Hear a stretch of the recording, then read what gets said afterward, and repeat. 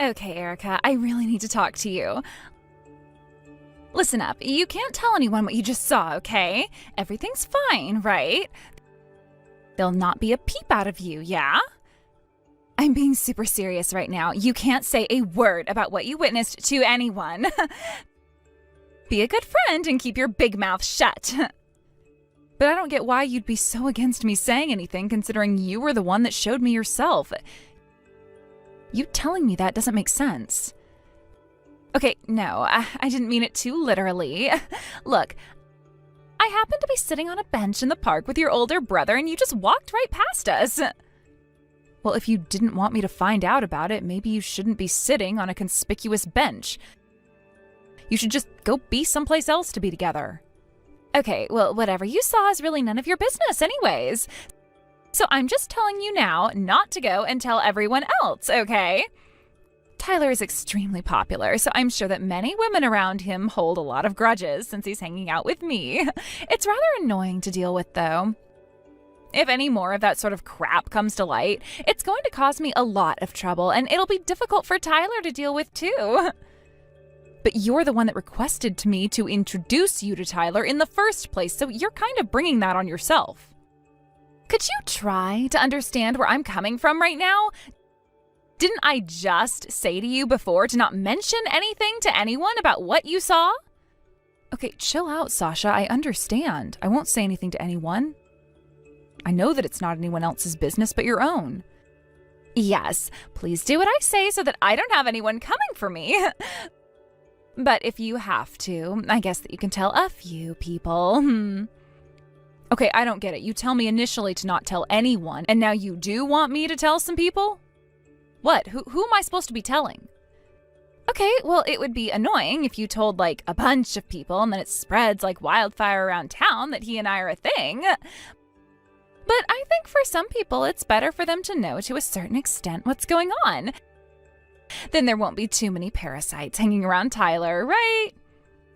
Well, I don't know how it's going to work, but it's really got nothing to do with me. I'm pretty sure that it's fine to do what you like since you're both adults. We're not college students anymore, and I don't really think that there's anyone around us that'll complain about the situation, so it's okay. But if Tyler and I were to walk around together in town and things like that, surely the rumors would start spreading around, and I don't know how to feel about it. It's really frustrating, because everyone loves a good rumor. Also, there are so many people who are head over heels for Tyler, as he's just so good looking. Okay, but who's the person that's madly in love with Tyler, though? I don't know how that would happen to him so quickly. Huh? What are you talking about?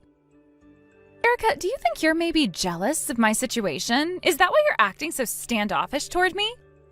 Do you feel that your beloved older brother is being taken away from you or something? Don't you want another woman hanging around him?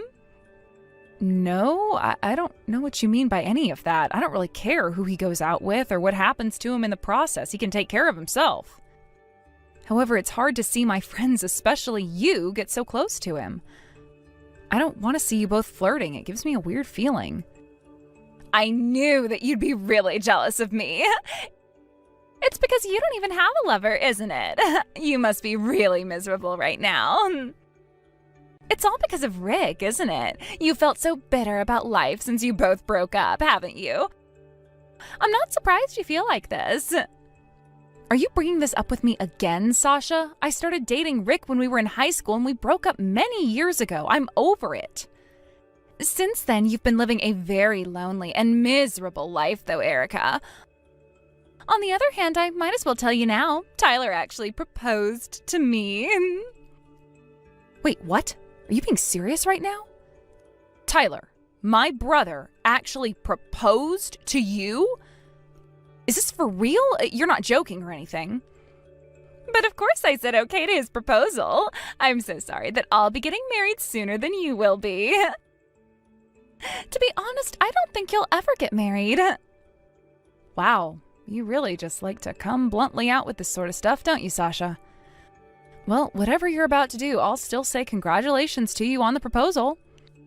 Why are you even congratulating me for? I didn't think that you'd even be like this towards the news I just told you. No, why wouldn't I say that to you when it's a great thing to happen to someone who loves another person? No matter what, I still want to congratulate my best friend who's getting married. Best friend? Really? I've got no intention on being best friends anymore, to be honest. But if you still want to think that about me, then go ahead. Wow, you're treating me like this even though I still said my sincere congratulations to you? I feel like you're being really horrible for no reason, Sasha.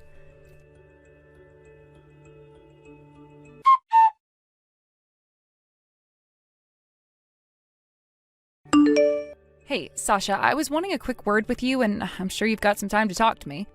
What on earth is this? What is this letter of refusal? Oh, that thing. It's nothing, really. I guess it got delivered to you safely then. So Tyler and I are planning to have a wedding. Basically, I don't want you to come. So I decided to send you a rejection letter instead of an invitation so that you got the message. I wouldn't take it too personally. What the heck is that? Are you kidding me? If you didn't want me to come in the first place, just don't send an invitation to me, okay? But I needed to do something more since you're the groom's sister. Even if you don't have an invitation, you might think it's a mistake or something and still come to the wedding. I don't want people to think that I'm going to be related to a super fat and ugly woman, so I was really hoping that you wouldn't come. Wait a minute. What? Are you seriously calling me all those horrible things, Sasha? I thought we were friends. Why are you being so judgmental? I'm not being judgmental, Erica. I'm just speaking the truth. You've not been very popular at all since Rick dumped you. You've obviously not been looking after yourself. You look so lame and unfit, so if anyone thinks that you're my relative, I'm going to get so embarrassed and it'll be hell. But I really don't think you should be so upfront with things like this. Why would you say something so degrading to a good friend, Sasha? Well, I don't know how you're not getting the hint, but that's why I don't consider you a friend. So that means I can say whatever I like to you. At best, we're just ex-classmates that happened to attend the same school a while ago. In other words, I was just trying to get involved with your brother because I thought he was cute. But you don't seem to understand because my older brother is the one getting married. There's no way that I'm not going to go to his wedding ceremony, Sasha. You can't just keep me away from a special day like that. Because if I were to not show up on the day, the rest of my family would be very suspicious as to what's going on, okay? Well, to prevent that from happening, you need to please pretend that you're not feeling very well. That way they won't be suspicious, right? But I don't get why you're doing something like this, Sasha. Why do I have to go to such a great lengths when I should be able to be there for my brother? Well, since you're such a loser, I guess you can't help being pushed around, bullied, and used by others. If I decide to marry your brother, there's no use for you, fatso. It would be completely embarrassing if you came to the ceremony and showed up in your fat and ugly body. So please just be absent and leave us alone. Fine. If you're going to treat me like this, then I'm just not going to show up. I shouldn't have to put up with being bullied around by some horrible and disgusting human being. Yay! Thank God for that. Just do what I say before, and after the wedding is over so that things go smoothly. You're just going to put everyone off from approaching me.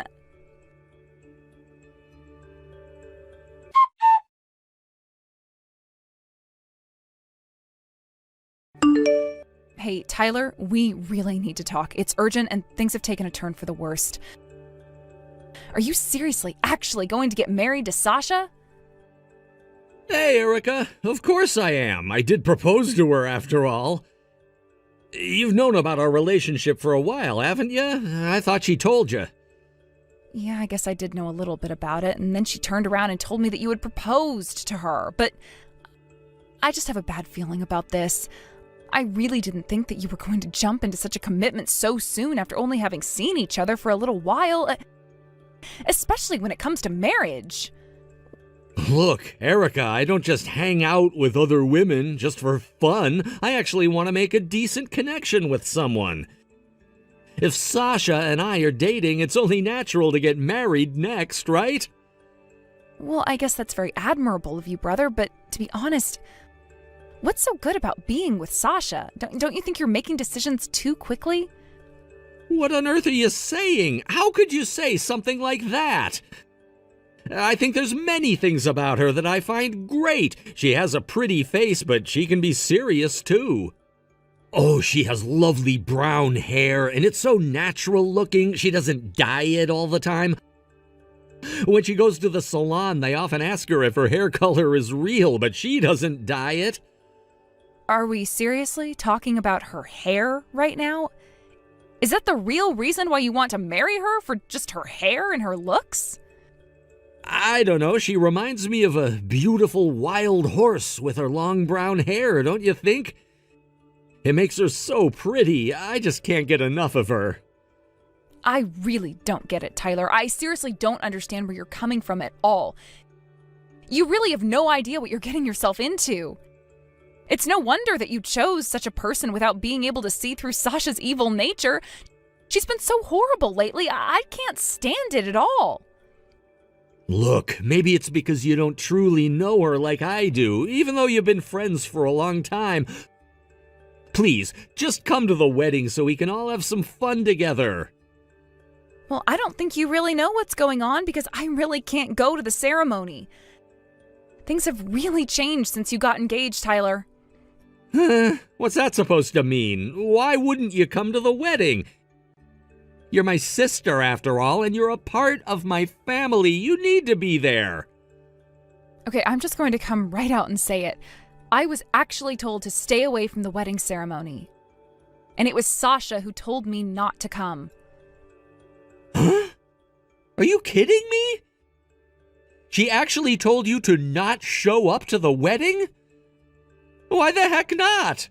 I thought you both were best friends. I really don't understand, Erica. That's what I thought too, but I guess we're not anymore after this. Just look at the messages she sent me earlier. She's being so horrible to me, Tyler.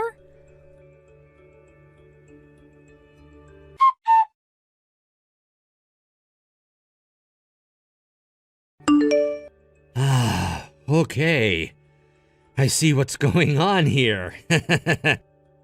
Very funny, Erica. It seems like Sasha is quite the jokester. She really put a lot of thought into this whole refusal letter to you. Look, Tyler, I don't get why you find this so funny because I really don't think that Sasha's joking when it comes to this. She literally called me fat and ugly, Tyler. Yeah, and? Why does that matter so much? It just means that you're kind of in the same line as a foreign baseball player. That's cool, right? I feel like Sasha has a good sense when it comes to making up nicknames for people, so I wouldn't take it super personally if I were you. Oh, you've got to be kidding me right now. Tyler, how could you say something like that? I can't understand you or Sasha right now. It's making me so upset. Oh, come on. It doesn't matter right now, okay? Besides, you're still able to come to the ceremony because I really don't think that Sasha was saying anything serious. I think we all know that Sasha is just messing with you, and it's all just a big joke. I'm sure she wants you to come to the wedding. I've got the proof that she's got an interest in you, Erica. Wait a minute, what? What do you mean there's proof that she's got an interest in me?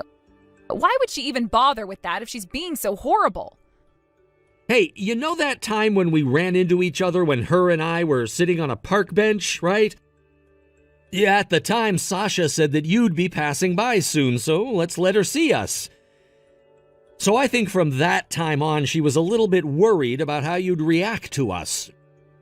Surely you must understand that, considering you're friends and all, right? You're kidding me, right? Worried about what? She's obviously not, since she's been so horrible to me these last few days. This is all a big game to her, Tyler. You know, up until now, I've been experiencing a lot of harassment from Sasha, and I am so tired of it. But I think that Sasha really hates me, and I don't get why. Since she seems to have such a huge thing against me for some reason, maybe it would be best if you talked to her about it? If you could, it would help a lot. You want me to fix this entire situation? What am I supposed to even talk about with her when she's not really doing anything to you? Don't drag me into this. No, just hear me out, Tyler. I thought that maybe you could tell her to just be a bit nicer to me, since we're going to be family soon. And how come you can't talk to her? All I want from this is to be able to go to your wedding ceremony without any issues, but Sasha doesn't seem to like that idea at all. I just want everything to remain neutral between us. Okay, well, what I mean is, what am I supposed to do about this when it's obviously a problem or whatever between the two of you? Okay, I see you're making this kind of impossible, and I can't seem to get a straight answer out of you, so I guess so be it. Well, for now, I'll just think things over a little bit. Yes, you should do exactly that. You have to figure out your own problems. Humans, of course, are creatures that are full of a million thoughts. You can figure out your own issue.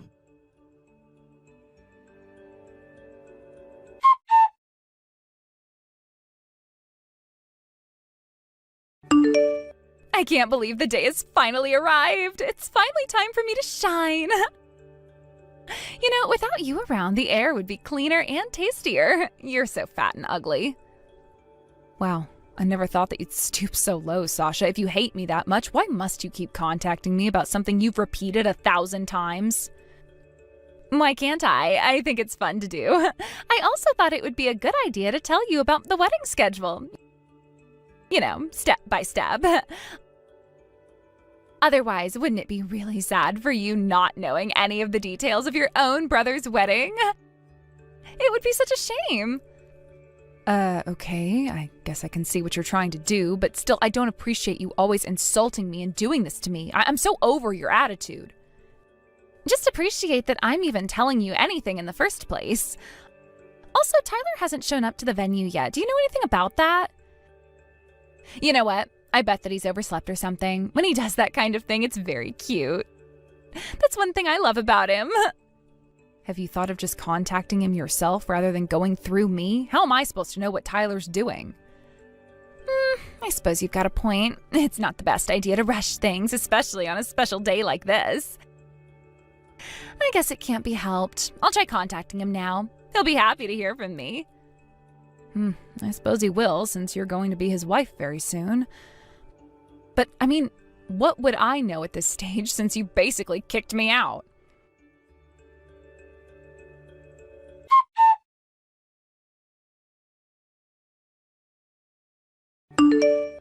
Oh, Tyler, good morning.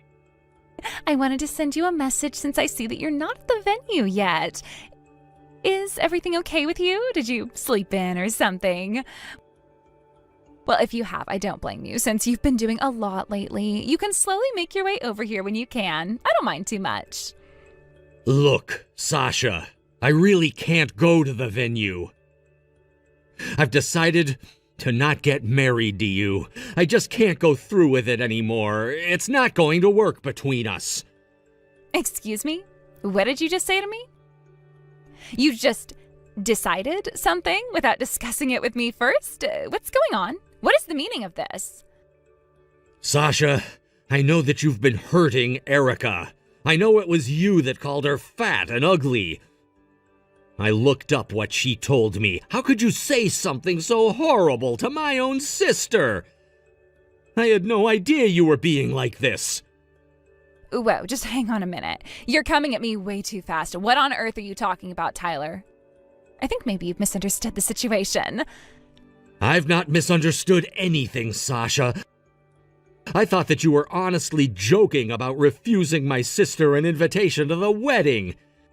I can't believe you right now. I can't marry a person like you if you're going to treat my family like crap.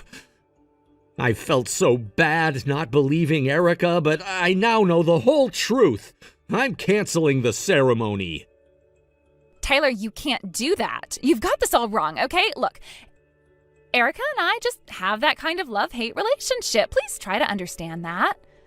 A love-hate relationship? Who has that with their best friend? What does that even mean, Sasha?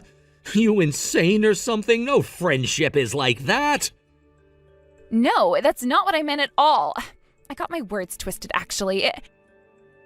It's more like a relationship where we tell each other harsh jokes, like we don't mean it, really. I just thought that it would be really hilarious to send an invitation refusal to her. It was all just one big joke. You must understand that, Tyler. But you kept sending her multiple messages over and over again, just insulting her constantly. Erica was so hurt to hear all those terrible things from her so-called best friend. I really hate people who don't value their friendships and treat them like crap. That's not what being a true friend is, Sasha. Do you even know how to treat people? Look, I get it, okay? I understand what you're saying, and yes, maybe I went too far with what I said to Erica. I'll apologize to her for what I said. I guess all the jokes I said to her were a little harsh, and I just didn't realize that until now. I actually truly did want Erica to come to the wedding, Tyler. Don't you dare lie to me, Sasha. I won't be fooled again by your pathetic excuses to get out of the behavior you've been displaying lately. So on that note, neither Erica, me, or the rest of my family will be attending the ceremony today. It's over, Sasha. I don't plan on changing my mind. Okay, you are definitely taking things way too far, Tyler. I don't like that at all. I am supposed to be marrying you today. It's time for me to be a winner. Come on, Tyler. What you said to my sister isn't good enough, Sasha. Your behavior's disgusting and vulgar. I'm so over it. Like I said to you before, there's no way I'm changing my mind about this. Please, this isn't fair, Tyler. Please marry me today. We're supposed to be in love and have our happily ever after. Please don't do this to me. Are you seriously gonna make me repeat myself again, Sasha? I'm not gonna be changing my mind about this. The wedding's canceled. No way! I refuse you're not marrying me. We've been dating for a while now, and you can't just ditch me before we walk down the aisle. Tyler, please don't do this. Once again, so that this gets into that thick skull of yours, Sasha. I'm not changing my mind, and none of your begging or pleading is gonna help either.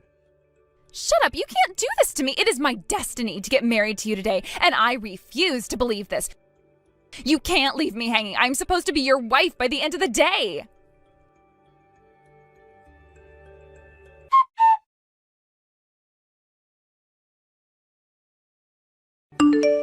Look, Sasha, there's really no point in arguing with anyone right now, especially my brother. He's got such a stubborn personality, so your begging is completely useless. What the heck do you want, fatty? Who do you think you are, acting so confident that you don't think I'll be able to change his mind? You're unbelievable, Erica. You need to shut up when it comes to telling me I told you so and put your money where your mouth is. You need to convince Tyler to marry me today. What would I help you for, Sasha? After sending all of those harassing messages to me and teasing me, why would I try to convince him to marry someone who calls me a fatty? Because I know deep down that you knew I was joking about that. It's not actually true. I wasn't being serious about it at all. It was all for laughs. You were planning to show up today, weren't you? We all know that along with your terrible jokes, you're also a terrible liar. You sent me almost 10 refusal letters to your own wedding, so how was any of that a big joke, Sasha?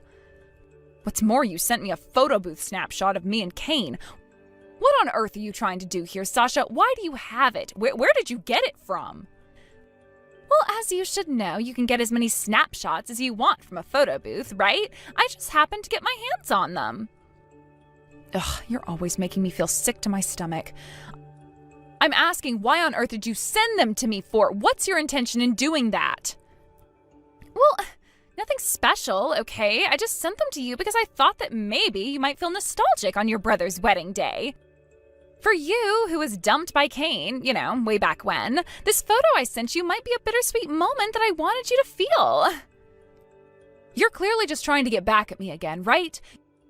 You do realize that's harassment as well, Sasha. What's your problem, huh? You've got some serious beef on your shoulders.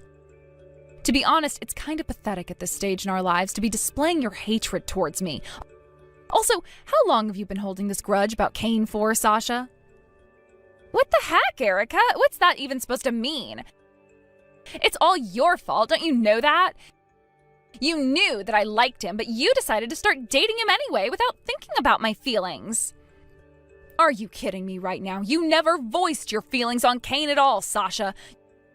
You're literally making this up. I had no idea you felt so strongly for him. I never heard from you or anyone else that we used to get around with back then that you were into Cain. That is on you for not telling me. I shouldn't have had to say anything to you back then. You should have understood what was happening to me and my feelings for him. You should have used your intuition. You're my best friend after all. Please just sense the emotional side of me so that you never make that same mistake ever again. But no, you couldn't even do that, could you, Erica? How am I even able to do something like that? I can't read your mind or emotions, Sasha. You're asking too much of a person. There is no way I could understand that. In any relationship, there are some things that can't be understood unless they're put into words. You didn't even remotely try to do that, so I'm telling you once again, that is on you. Oh, who cares? Besides, I never plan on forgiving you for taking Cain away from me. You betrayed the girl code, and that's not cool, Erica. I don't owe you an apology for anything that I've done to you because I think it's all been justified. You took my man back then, so I make you pay now. You're in the wrong. Please stop this, Sasha. You're being extremely petty right now, and you're an adult, so stop this stupid behavior. If you've still got feelings for Cain, you should contact him. Excuse me? Wait, what did you just say to me? Are you basically telling me to give up on your brother and get in touch with Cain? Why would you say that? You do realize that it's okay to do that now since my brother isn't going to take you back, right? Instead of blaming me for this, you should approach Cain yourself. What? No, I can't possibly do that. Not after all the work I put into getting Tyler and just all the organization of this wedding. I couldn't turn around and do that. So you're basically saying that you've not got the guts to do that? That's what I thought. You wanted to keep thinking that it was my fault that you couldn't be with Cain. But if you confessed your feelings to him and you got shot down for doing it, then you couldn't come back and blame me for any of this, can you? Oh, shut your mouth, you stupid woman. Besides, I don't give a crap about Cain anymore. All he is now is just a faded memory from the past. As I thought, you are full of lies, Sasha. The only reason that you approached Tyler in the first place is because you're working together with Cain, isn't it? Huh? I'm so confused. What on earth are you even talking about, Erica? It's because I fell in love with him, so that's why I wanted to be with him. Duh. Look, you know that I'm Tyler's little sister. Did you think that I didn't know what was going on? You said that my ex-boyfriend has joined the company and thought that maybe you should give him a shot? He distinctly remembers you saying that in the office, Sasha. Stop trying to get out of all the lies that you've told to everyone. There's no way that you're getting out of what you said and done. What? I don't have a clue what you're talking about, Erica. You must be mistaken. That's not what I had in mind to do at all, and you've got no idea what's happening, Erica. In order to hide everything that you've been trying to do, you've been pretending to be completely in love with my brother. That's insane. You know that, right? I have no idea what you're talking about, Erica. I really had no intention of doing anything like that at all. I really do love Tyler now, and he for sure loves me, too. The feelings that I've got for Tyler are no lie, Erica. I've got no regrets in not going after Cain or anything like that. You must believe me when I tell you that. Oh, really now? I'm supposed to believe every single word, even though you're a notorious liar and have been treating your best friend like crap for the past few weeks? You should, considering we're supposed to be best friends and all that sort of crap. But to be honest, I just can't forgive what you did to me. You put me in such a vulnerable spot with all these men that I was interested in. You didn't even bother talking to me about any of it. You knew I liked Cain, and yet you didn't confess to me your feelings for him. Are you dumb or something? Sasha, I had no idea that you had some huge crush on Cain. You can't just blame me for something that I didn't know a thing about. Hey, you can't just say that you had no idea. You must have had an inkling that I liked him a lot. I thought that best friends knew everything about what the other one was thinking. Besides, you're throwing me off from what we actually should be discussing, which is today. Stop changing the conversation to what happened ages ago. Because of your blabbing to your brother about what I did and said to you, the wedding was canceled, and I'm the one who's got to pay for the cancellation fee. This isn't fair. It should be you that should be paying for this since you stabbed me in the back. I was supposed to be marrying Tyler, and you ruined everything, just like you did with Kane all those years ago. You've completely lost it, haven't you? Either way you think about it, Sasha, it is your own fault. You shouldn't have been so horrible to me in the first place. You wouldn't be having this issue if you weren't. You're the one who needs to sort out this mess since you're an adult and need to take responsibility for your actions. You're not going to drag me down with you. I won't allow it. Hey, just wait a minute. That's not fair. The people that I've invited to this wedding are already starting to arrive. What am I supposed to say to them? They'll start to realize soon that the groom's side of the family hasn't shown up, and then I'll have to explain everything to them. You need to help me out. I'm not helping you with anything. You don't deserve any assistance from anyone. You dug this hole for yourself so you can get out of it. Deal with the problems you've made. Look, I don't want anything to do with you anymore. I am sick of being treated like crap by someone who I thought was my best friend. Good luck with the rest of your life, Sasha. You'll need it.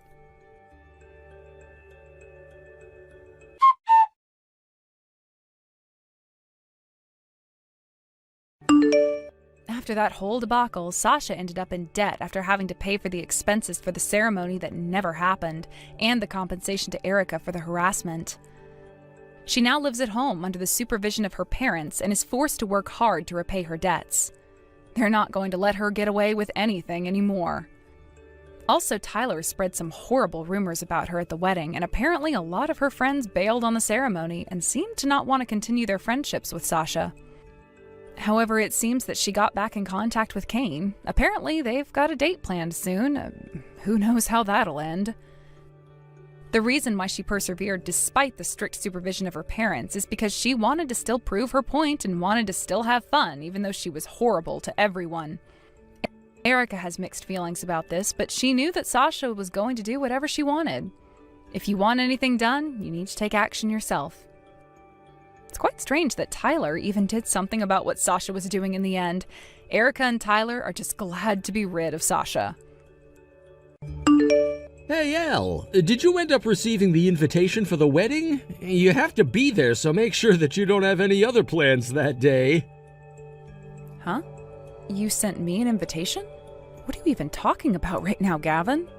And why are you starting to message me over text again? Didn't you and I agree to never ever talk to one another again after the divorce?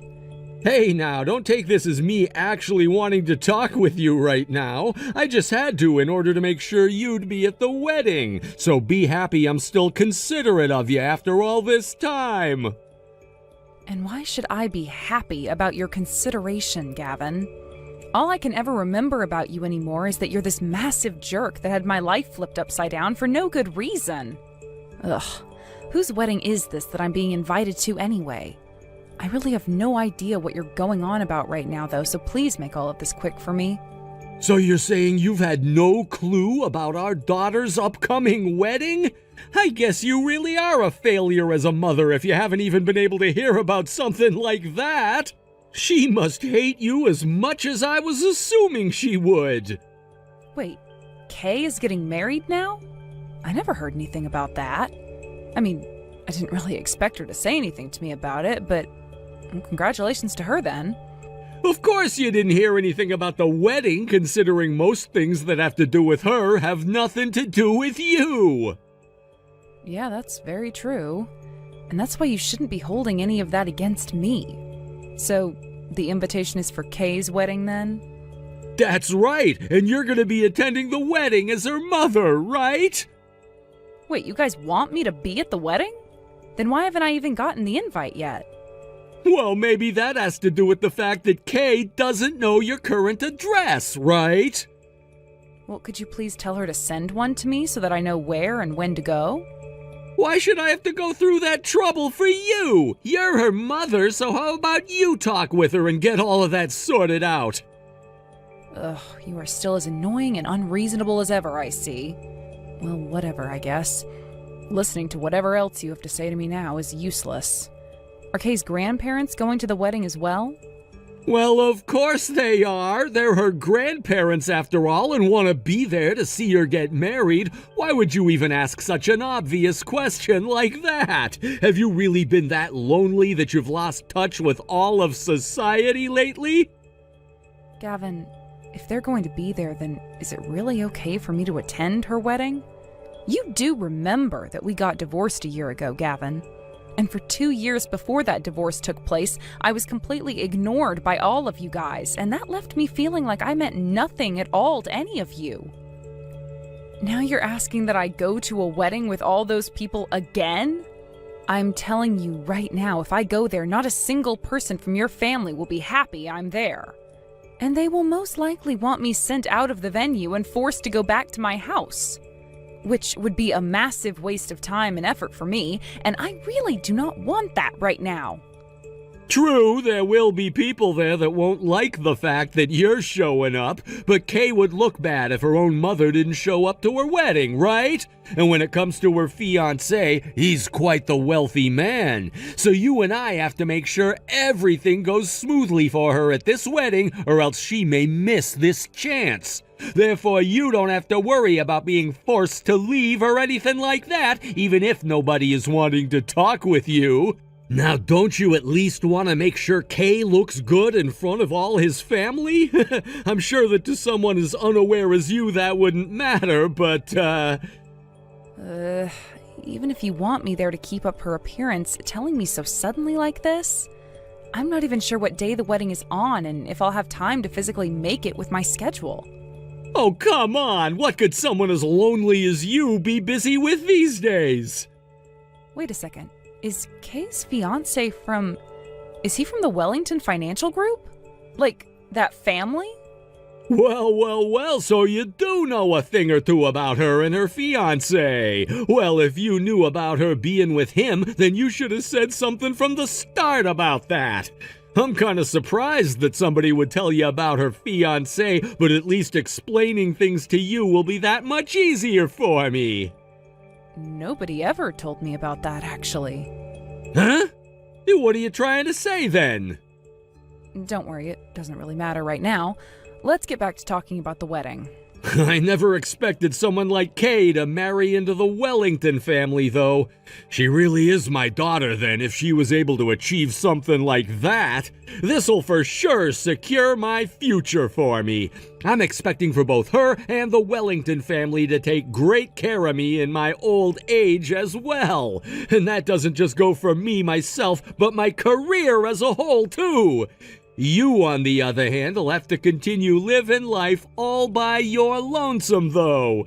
Please understand that you cannot rely on my daughter for anything when you're too old to care for yourself, and that goes for me as well. And don't ever come to me expecting any more money from out of my pockets, either. I never really intended on relying on any one of you later in my life. Yeah, sure, all right. So you're coming to this wedding then, right? Of course you are. You being Kay's mother means that you would never want to ruin her wedding, right? Just make sure you stay quiet while you're there, because I know just how much of a useless wife you can be. I'm no longer your wife, though, Gavin, so please refrain from talking to me like that ever again. It's more disturbing now than it is rude, considering you were the one that divorced me and sent me out of the house. You think that was disturbing of me? Wow, can't believe that you're actually going to complain about me for once. You must have gotten a lot more cocky this past year then. But don't think you're any better than you were when the divorce happened, because you're still the same old useless wife that I left before. Do you want to know why we all ignored you for those 2 years? Because you were completely incompetent as a wife and as a mother.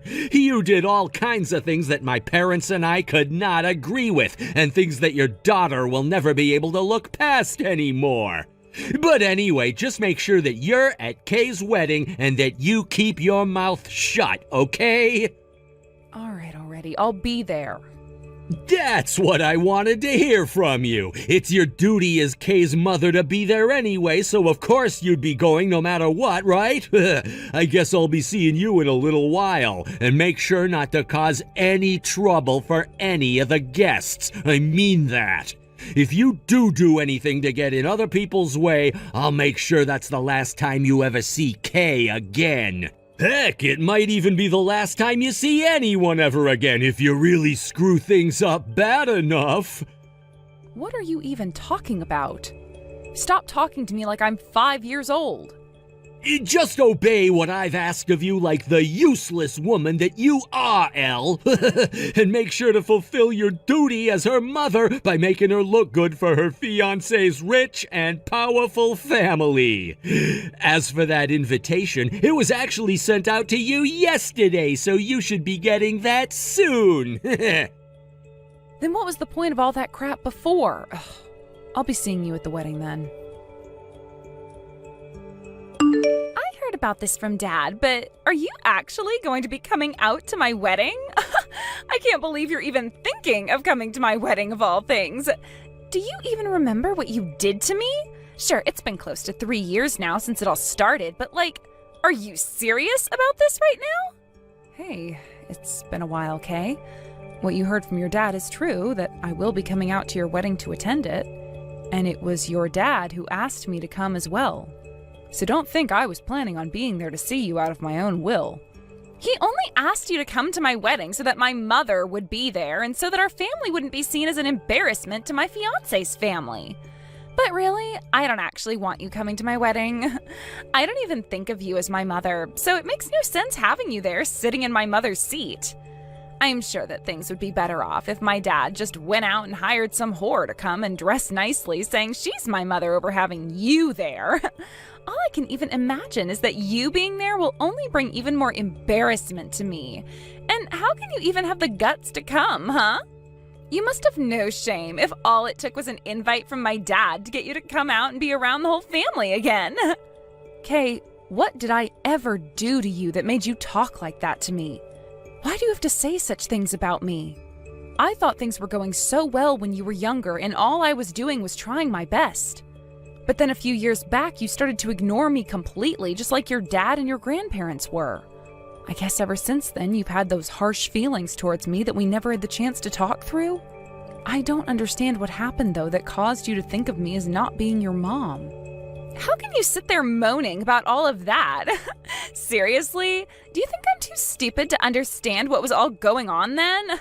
I wasn't a child anymore by the time I realized what you were doing, and that's why things changed so much between the two of us. And luckily, I had Dad there to make sure I knew every single thing about what you did behind our backs. You are the worst kind of trash. Not only did you end up hurting Dad and Grandma and Grandpa, but you hurt me by doing all of it. And that's why I started to hate you and always will until the day I die. I thought we had finally gotten rid of you, to be honest, but now you're back, wanting to come out to my wedding of all things. I cannot believe the nerve of some people. Wait a minute, Kay, I stabbed you in the back? I never did anything like that to you back then. What are you talking about? Don't even try acting like you have no idea what I'm talking about. You stole a lot of the family's money, and because of that, I wasn't able to go to the university that I've been wanting to go to for so long. I will never forgive you for doing that to me. Do you know how it felt for me to have to tell all my friends at my graduation from high school that I wouldn't be able to go to college with them? I was in tears, bawling my eyes out, and the only person there who could comfort me was Dad. Kay, I have no idea what you're going on about. Can you please explain what your dad told you to me? You were a worthless and stupid mother. Life has been so much better ever since the day Dad divorced you and kicked you out. And yet now you're coming back into my life again, acting as though you're once again my mother. Disgusting, absolutely disgusting of you. By the way, I went ahead and tossed that necklace you gave to me that you got from your mom. That was my way of getting back at you for what you'd done. What? Why would you do that, Kay? That necklace, it had been in the family for 3 generations and had so many heirloom jewels on it. Why did I do it? Because I knew doing something like that would make you upset, and I love making a vile monster like you upset. Even Dad was happy to see that necklace go in the trash. I'm so glad that I did that, because you really are just the worst person ever, and it made me feel like I'd slain a beast. All right, I get it, Kay. Your dad must have told you a lot of things that have gotten you all confused about me, but it's too late now to fix those misunderstandings. Because I can see that you really do hate me now, and won't want to listen to a word of what I have to say. I'm still going to attend that wedding of yours, though. I even look forward to seeing you then, Kay, even if you're not looking forward to seeing me.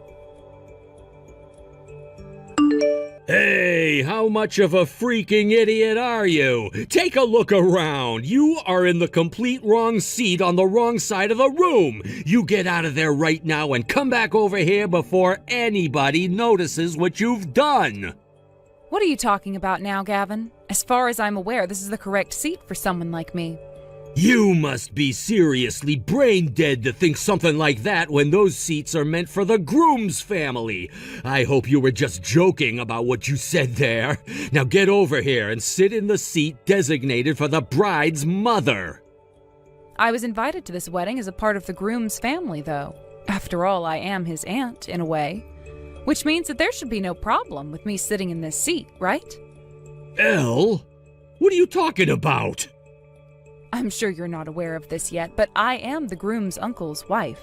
I got married to him 6 months after you went and divorced me and kicked me out of the house. So that kind of makes the groom my nephew. Also, my husband happens to be like the boss inside the groom's family in some ways, which means I share said status. So me being sat over here with his family is only correct, right? Wait a second, you got remarried after I left you?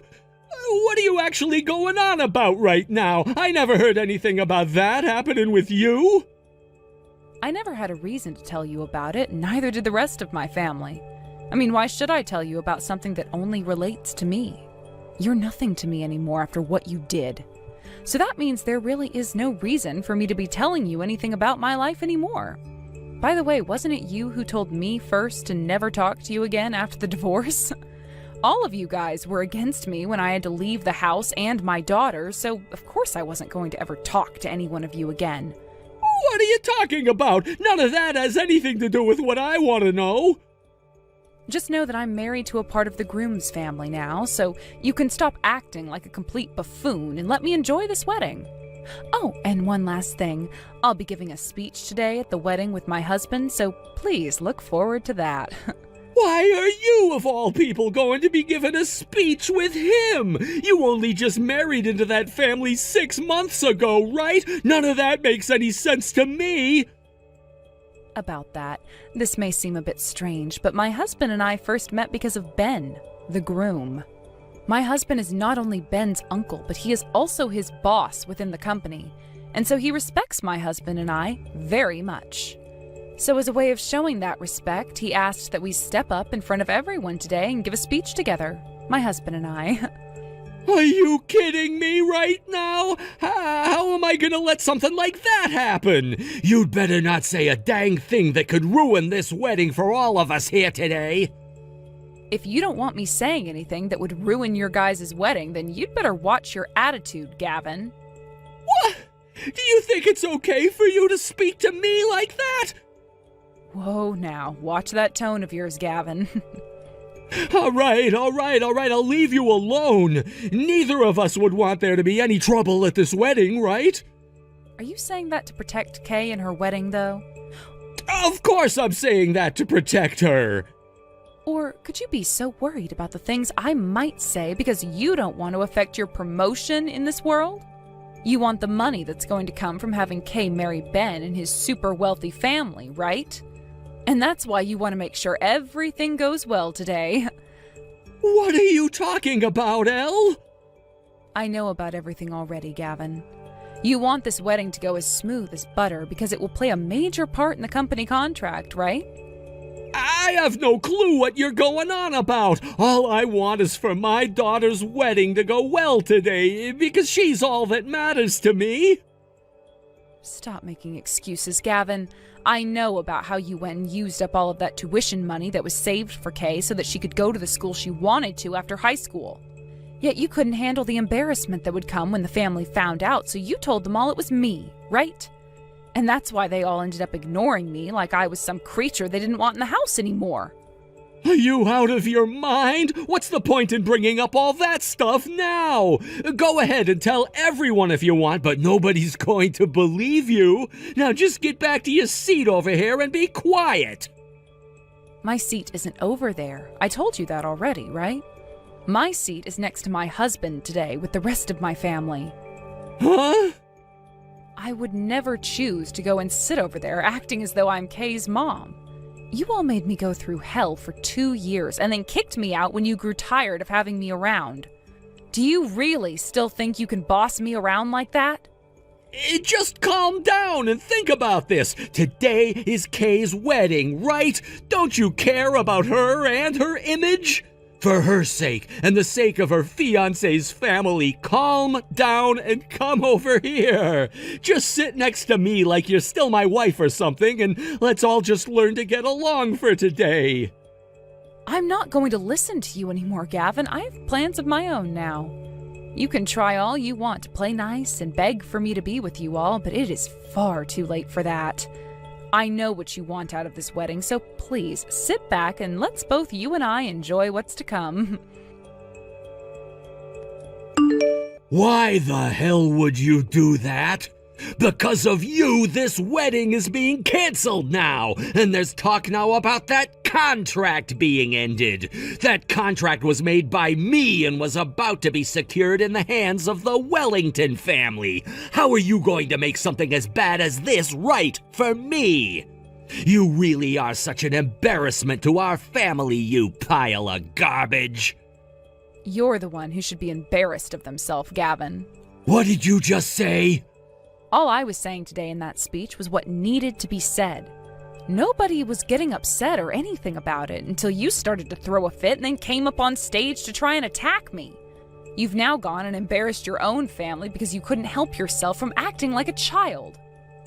I'm going to get you kicked out of here. Because of you, you've made me look like I'm the bad guy in all of this. All because you went up there and started to talk about all my wrongdoings in front of everyone here today during your own daughter's wedding. What did you think you were going to achieve with that crap? I will not forgive you for what you've done this time, you bitch. Jeez, Gavin, you are always so self-centered. That speech was made to wake you and everyone else in that family of yours up. I wanted to make sure that Kay knew about what was going on so that you'd stop causing trouble for her. Luckily, security came and got you before you could get to me and took you out of here. The wedding hasn't even been canceled yet either, and ever since you were taken away, things have gone back to normal. Both Kay and Ben really seem to be happy with one another, and everyone is focused on them right now. The only one who seemed to really take any offense to what I said was you. And you caused all of that trouble, which made everyone think poorly of you and nobody else. You kicking me out yet still allowing that wedding to continue is pointless. The whole wedding is pointless without the one thing that I wanted from it. Yet now, that one thing, the contract, is going to be canceled because of you. I'm going to have to use Kay to go and talk with her husband about this. She needs to tell him to take that contract and make it happen. Enough already! Even if you try getting Kay to listen to you and talk with her husband about your stupid little contract, it's no use. Her husband doesn't want to see you anymore, and neither does the rest of his family. What? What are you talking about? You're married to the groom's uncle now, right? All right, I may still have a chance then. Go and tell your husband that he needs to accept this contract from me still, so that our companies can partner together. You and I still have something between us, don't we? So of course you'll go and help me out here. I'm sorry, Gavin, but there is nothing between you and I anymore. Just a terrible past that can never be erased. Please, Elle, do something about this. I've not only invested so much in that contract, but into someone else as well. She told me that if I could get that contract to pass and get the promotion my company offered for it, she'd marry me. I'm so close now, so please, just help me this once, Elle. If you can help me get this deal squared away with that family, then I'll be promoted to the head of my department and be making 3 times as much as I do now. You're being manipulated by some hostess, Gavin. When will you come to realize any of that? What? My Rena isn't anything like that. She'd never manipulate me. If she truly loved you, Gavin, she wouldn't say she'd only marry you if you got that promotion. Is that woman really your reason for why you stole your daughter's college money? You really are the worst of the worst, Gavin. I hope when all of this is done and over with, you learn some kind of lesson and leave that Rena chick behind. Wait, so you're really not going to help me out here? I'm sorry for everything I did to you before. Do you see what I meant? You have never really cared about Kay and her plans for marriage. You only wanted this wedding to go well so that you could have that contract go through, get your promotion, and be with that hostess from the bar. Selfish assholes like you, Gavin, deserve what all's coming for you. Thankfully, everyone here at the wedding knows the truth now and will no longer want anything to do with you. You're done for. Now go out and find that hostess of yours, and good luck explaining to her what happened today. And make sure to not ever show your face around my family and I again. About what all happened yesterday, thank you. What? And not just for what happened yesterday, but for what you said to me back when we had started talking to one another again. You said some things to me that stuck, and that kind of started to help me see what had been going on behind the scenes all along. I was always wondering why someone as kind as you would want to steal the money that was saved up for me, and what you'd want to even use that for. You never spent a lot of money the whole time you'd been raising me, so of course there was something going on there.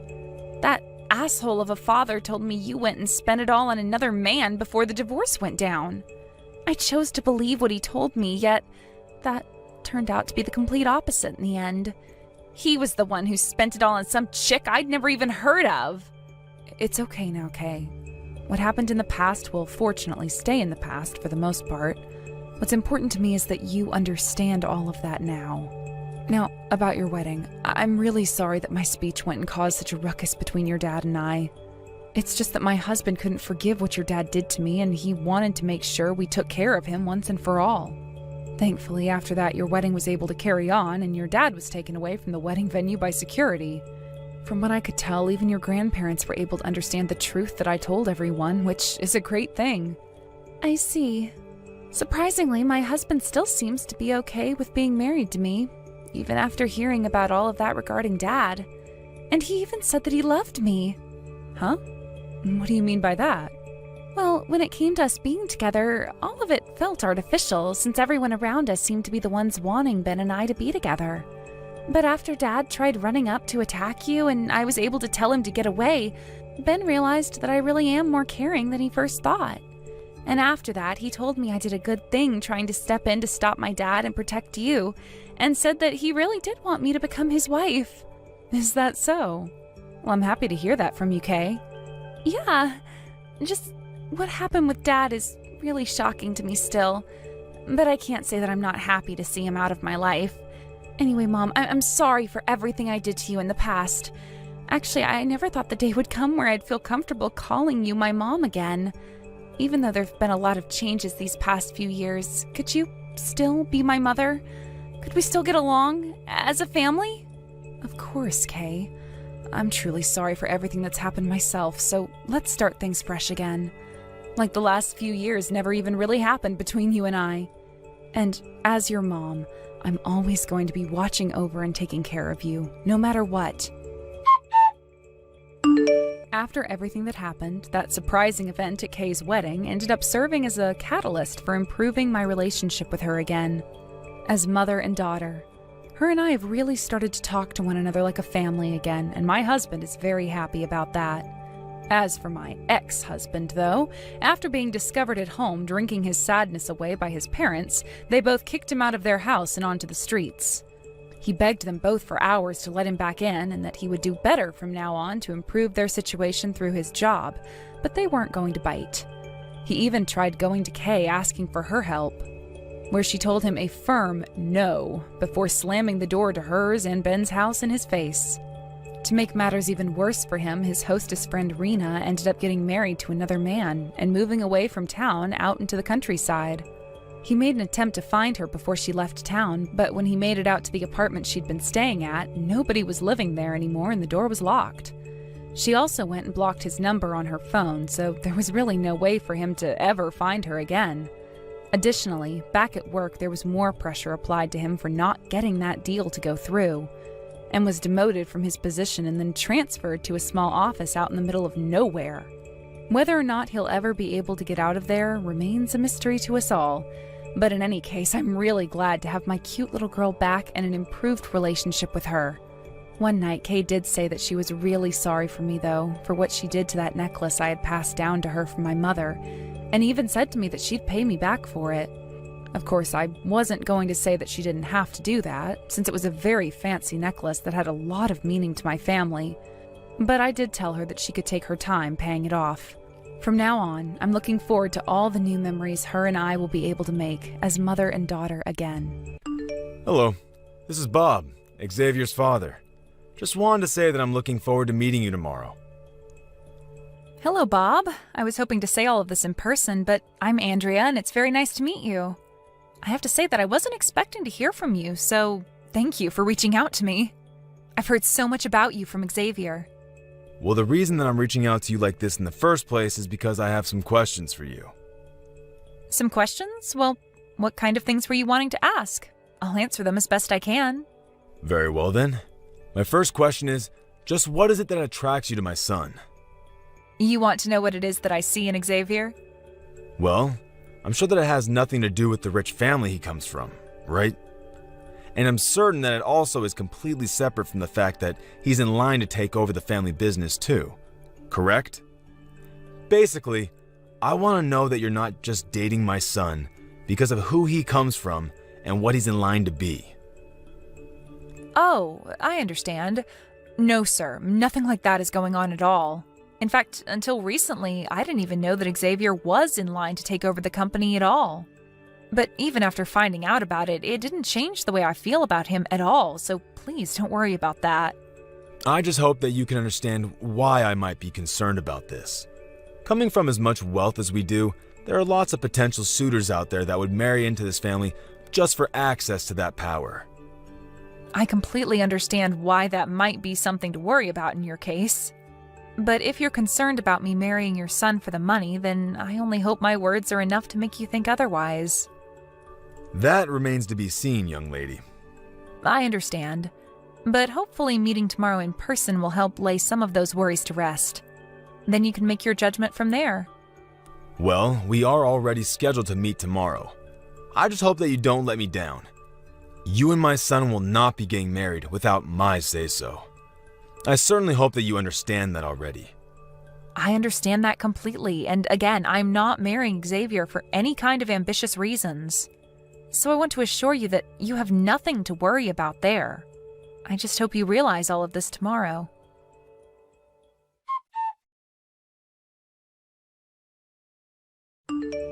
So, tomorrow you're finally going to meet your fiance's family, right? How are you feeling? Are you nervous or excited? Both? Hey, Mac. Thanks for always checking in on me. It really does mean a lot. Ha ha ha. I take that response to mean that someone must be a little nervous, right? I actually just finished talking with Xavier's dad for a bit.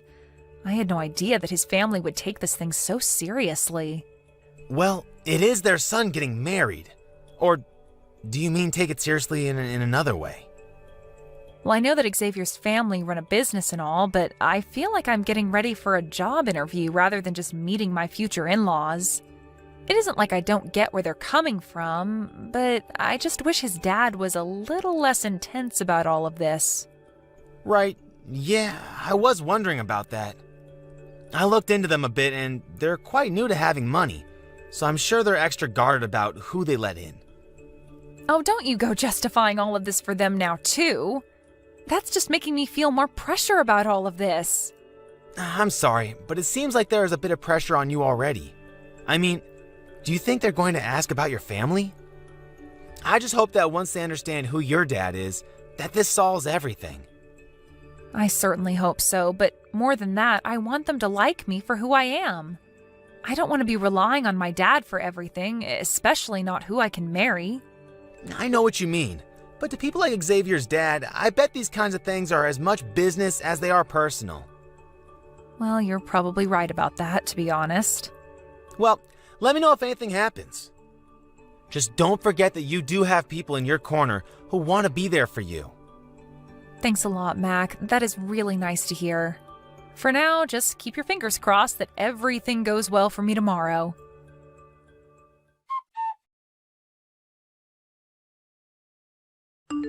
Mac, are you there? Please, I need your help right now. Wow, Andrea, is everything okay? Can you talk on the phone right now? What's the matter? I'm on my way to the hospital right now. I want you to meet me there, and I want you to represent me as my lawyer. Wait, what? Are you serious? Okay, I'll head your way. I'll send you the address for the hospital and my room number soon.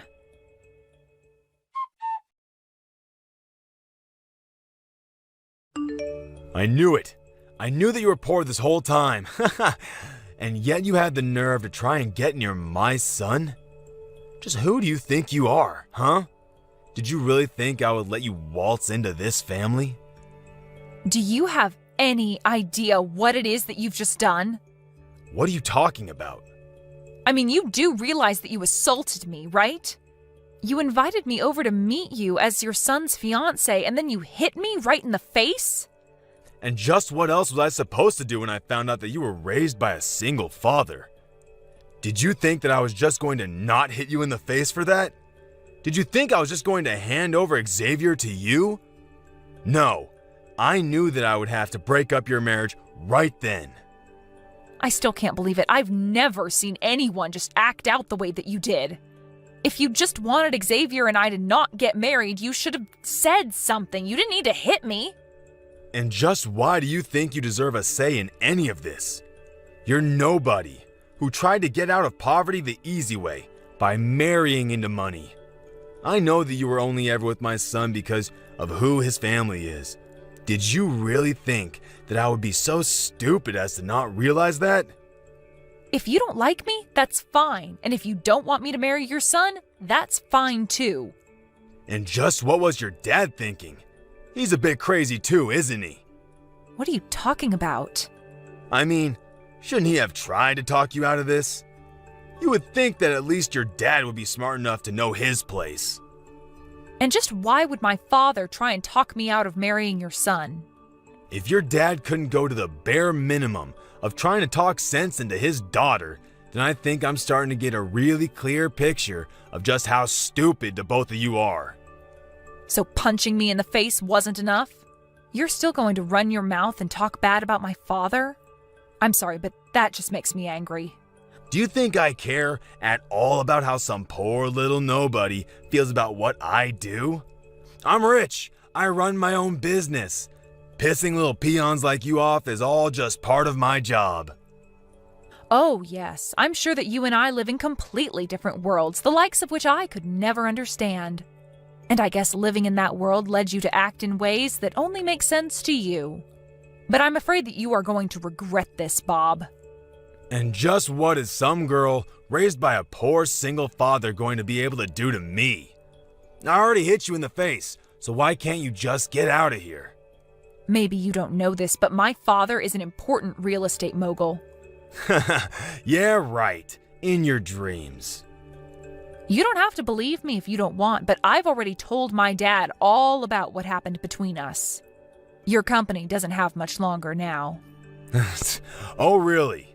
You're still going to try and pretend like I believe this little lie of yours? You and your father are both nobodies who can do nothing to affect me in the slightest. And just what do you have against people who were raised by single parents anyway, huh? My mother died when I was very little, and I know that my dad poured his heart and soul into raising me right. In fact, I think that my father is a much better man than you could ever hope to be. And just what is that supposed to mean, huh? You might think that I'm poor just because I only had one parent. But that parent started his own business, watched it grow, and is now one of the most powerful real estate people in the state. Surely you've heard of Carl Reeves, right? Well, he's my father, and if I'm not mistaken, one of your most important clients. Enough already. This joke wasn't funny the first time, but now I'm getting sick of it. You and Carl Reeves are not related, and it's astounding to me that you think I would ever fall for that. In fact, I want to know just how you even knew we're business partners in the first place. You must have done your homework, huh? And just what would I have to gain from lying to you about this? I've already agreed to break up with your son when I thought we would be getting married. So then, you're telling the truth about all this? That's right. And my father is furious with you. That's why he's selling all the stock of your company that he owns. You're about to be facing bankruptcy, and it is all your fault. This is what you get for putting people down when you know nothing about them. You don't know anything at all about how my dad raised me. Wait, hold on just a minute. You're really being serious with all this? You're really Carl's daughter? And just why is that so hard to believe, huh? You seriously need to get over yourself and learn not to judge based on appearance. I was so close to marrying your son, and it would have brought your and my father's company closer together, but now none of that is happening. It was too easy for my father to cancel his contracts with a tiny company like yours. He has 1,000 other companies who would all love to take your place. I told you not to worry about me being after your family's money, and now you know why. My family always had way more money than yours ever did. Wait, no, this can't be happening. Well, if what you're telling me is true, then I'm so sorry for the way I acted. But it's clear now that this was all just one big misunderstanding. I hope you can forgive me. Oh, just shut up. It is way too late for any of that now. You brought all of this on yourself, and there is no way out of it. I told you that I would make you pay for this. Wait, no, please, come on. It was just an honest mistake, really. I had no idea that there were single parents who were rich too. I should have looked more into you. I'm sorry. Well, I'm glad you didn't. Thanks to that, I know exactly the kind of person that you are, and I feel glad that I got out when I did. In fact, if you knew who I really was, you probably would have been eager to have your son marry me so that you could have my family's money. But, please, you have to forgive me. I'll even let you marry Xavier. Do you really think that's what I want now? What do you mean? I mean that I don't want to marry your son any more than I want to keep talking to you. Besides, the engagement has already been called off. And if you think that anyone, including me, is going to want me to stay with the man whose father punched me in the face, you've got another thing coming. Maybe next time you should do a little homework before you act out like that. But that's all that I really have to say to you now. Please, no! I made a mistake and I'm really sorry for it. I didn't mean for any of this to happen at all. Can't we just go back to the way things were? That's not going to happen. I am never going to give Xavier a second chance again. And I already have a close friend of mine who's a lawyer looking into suing you for assaulting me. Wait, no. You can't be serious. Oh, I am. And soon your company and your life will both come crumbling down around you. But you can't do all of this. Please, you have to forgive me. I'm begging you here. And I am telling you that it's way too late for any of this. You hit me in the face and sent me to the hospital. I'm here getting looked at right now, in fact. But I didn't even hit you that hard. Surely you're just over-exaggerating. We'll see who's over-exaggerating in court now, won't we? But I'm sure any jury is just so eager to pardon a man who punched a lady in the face. You're through, you pathetic pig. Even Xavier tried coming to me to apologize and said that he never wanted to talk to you again. Wait, why would he say something like that? Doesn't he know I was just trying to protect the family? To him, you were doing nothing but finding excuses for your own violent behavior. But then I'll have nothing. No business, no money, no family. What am I supposed to do? You did this to yourself, Bob. You hit me in the face to try and prove a point, but you were never going to get away with this. Even if I wasn't rich, thanks to my dad, you're still not above the law, and you can't just assault people for being poor. But that doesn't mean you have to sue me. I learned my lesson, and it'll never, ever, ever happen again. Isn't that enough for you? I'm afraid it won't be enough until I see everything that made you into the person who thought you could treat other people like that, stripped away from you. You need to remember what it's like to be one of the common people, and I will see that that happens. See you in court, Bob.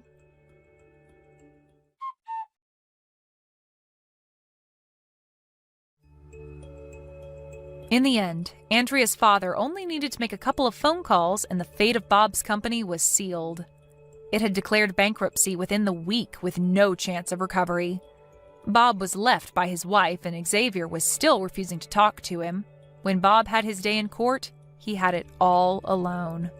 After the trial was done, my dad swooped in and bought Bob's defunct business, breathing new life into it and saving it from closing down. My dad installed himself as the head of the company as his own way of getting back at Bob. Although it's fair to say that Bob brought all of this upon himself and has no one to blame but himself.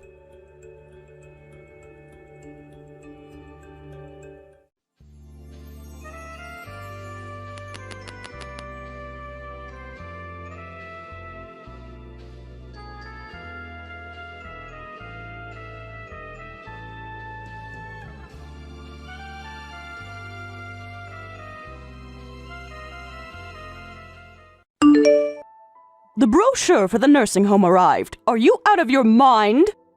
I selected a facility based on your preferences, Nina. Did you not like it? What part of it did you think I would like? I mean, seriously, this place looks like all of the other basic retirement homes I've seen on TV. But there are some things about the place that make it far different from others. For example, the medical care is excellent and it has a very clean environment. And the rooms have a balcony attached to them, so you don't have to leave your place in order to step outside. And I personally visited several places, and the staff was very professional and kind. They were attentive, patient, and made sure to answer all of my questions. I thought you would feel comfortable knowing that they are well-trained and genuinely care about the residents. Don't act like that's something to be proud of. That's the bare minimum. Huh? I wanted a luxury retirement home.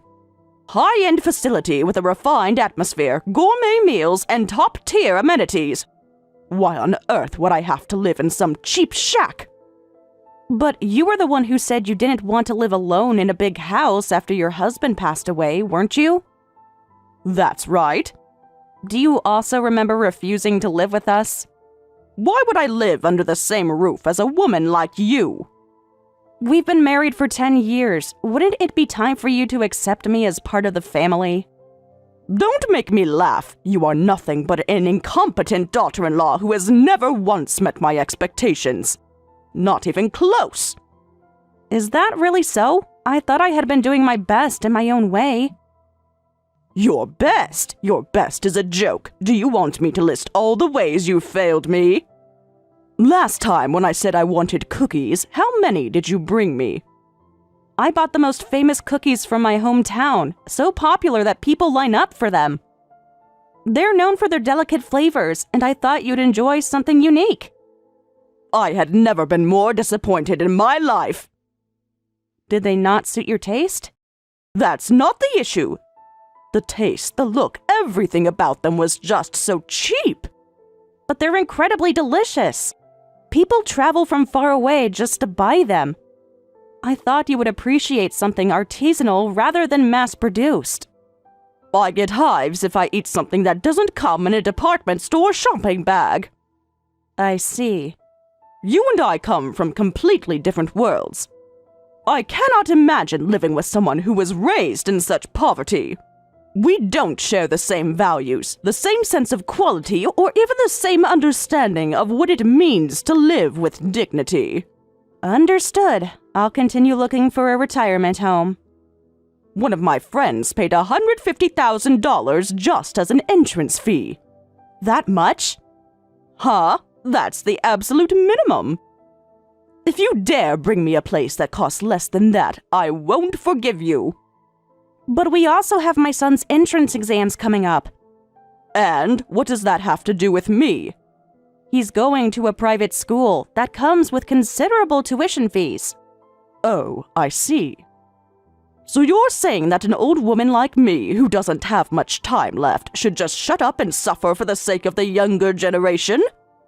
I should just take whatever crumbs you throw at me and be grateful? That's not what I'm saying. I was just talking about the cost of education. Besides, weren't you the one who encouraged us to send him to private school? You said a good education is the foundation for a successful future. You told my husband over and over that we had to aim high for our child. Ah, I see how it is. An old useless woman like me should just disappear quietly and return to the earth, right? Fine, I get it. I'll do that. No need to say anything more.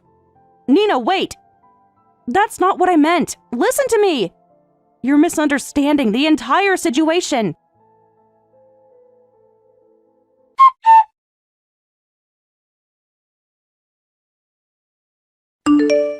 Sorry to bother you while you're at work. Do you have a moment? What's wrong? It's about your mother's nursing home. Did she finally decide on one? Well, not exactly. She hasn't liked any of the ones we looked at so far. What? We've checked so many places already. What's the issue this time? She says she doesn't want just any nursing home. She wants a high-end luxury one. A luxury nursing home? You gotta be kidding me. How much are we talking? The initial deposit alone is close to $200,000. Then after that, the monthly cost is around $3,000. What the? It's more expensive than our rent. I know. I tried to explain to her that we really can't afford something like that, especially with Bill's private school tuition coming up. But she kept bringing up how all her friends are in really nice places and how she doesn't want to be left out. Unbelievable. I know this isn't what we planned, but can you talk to her? Maybe if it comes from you, she'll be more willing to compromise. No way. She's never going to change her mind. And honestly, even if she does, I'd rather just give her what she wants. Wait, what? Are you seriously saying we should just go along with this? Listen, this might be my last chance to do something meaningful for her. She's getting older, and I don't want to have any regrets. If this is what she wants, I want to make it happen for her. Hold on, you're acting like this is just some minor expense. We're talking about hundreds of thousands of dollars. You can't just decide this on your own. If you hadn't refused to let her live with us, we wouldn't even be in this position. What? That's not fair. Your mother was the one who said she didn't want to live with us. That's not how it happened. When I suggested it, I saw the way your expression changed. You looked uncomfortable and she saw that. That's when she decided she'd rather move into a home than be a burden. That's ridiculous. I didn't say anything, and I certainly didn't make a face. Look, I know your mother is a strict, difficult person, but I've always believed that families should take care of each other. Then it's settled. We'll put her in the best place we can. You're saying that like it's no big deal. Where exactly do you think this money is going to come from? I'll take care of it. That's not an answer. I'm asking for specifics. Just trust me, I've got an idea. You're thinking of taking out a loan, aren't you? That's insane! I won't let you do that. It's fine, I'll handle it. You don't have to worry about it. Of course I have to worry. I'm your wife. This affects me just as much as it affects you. There's someone my mother once told me to go to if I ever needed help. Wait a second. You mean you're planning to borrow money from someone? Who is this person? It doesn't matter. The important thing is that I have a way to make this work. Of course it matters! If this is going to put us in debt or affect our household finances, I have every right to know. You're making a big deal out of this. Once my mother is settled in, she'll stop complaining. Isn't that what you wanted? That's not fair! I do want her to be comfortable, but this is an enormous financial commitment. I have to think about our future too. Money comes and goes. If we spend it, we'll find a way to make more. Got it?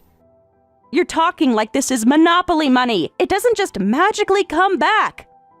I'm not saying we won't have to make sacrifices, but this is something I have to do. And what if something unexpected happens? What if we can't make up for the money we're spending? Have you thought about what kind of situation we'll be in then? That won't happen. You don't know that. You're making promises without a real plan. Look, I'm asking you to trust me. I know what I'm doing. I don't want this decision to put us in financial trouble. Please promise me that. Yeah, I hear you. No, don't just say that to shut me up. I need a real promise. Fine, I promise.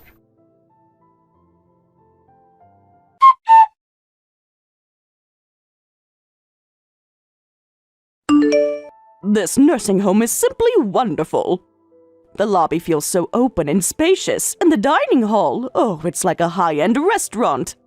I'm glad to hear that you like it. Really, having a son is such a blessing. I can't believe he found me such a luxurious place.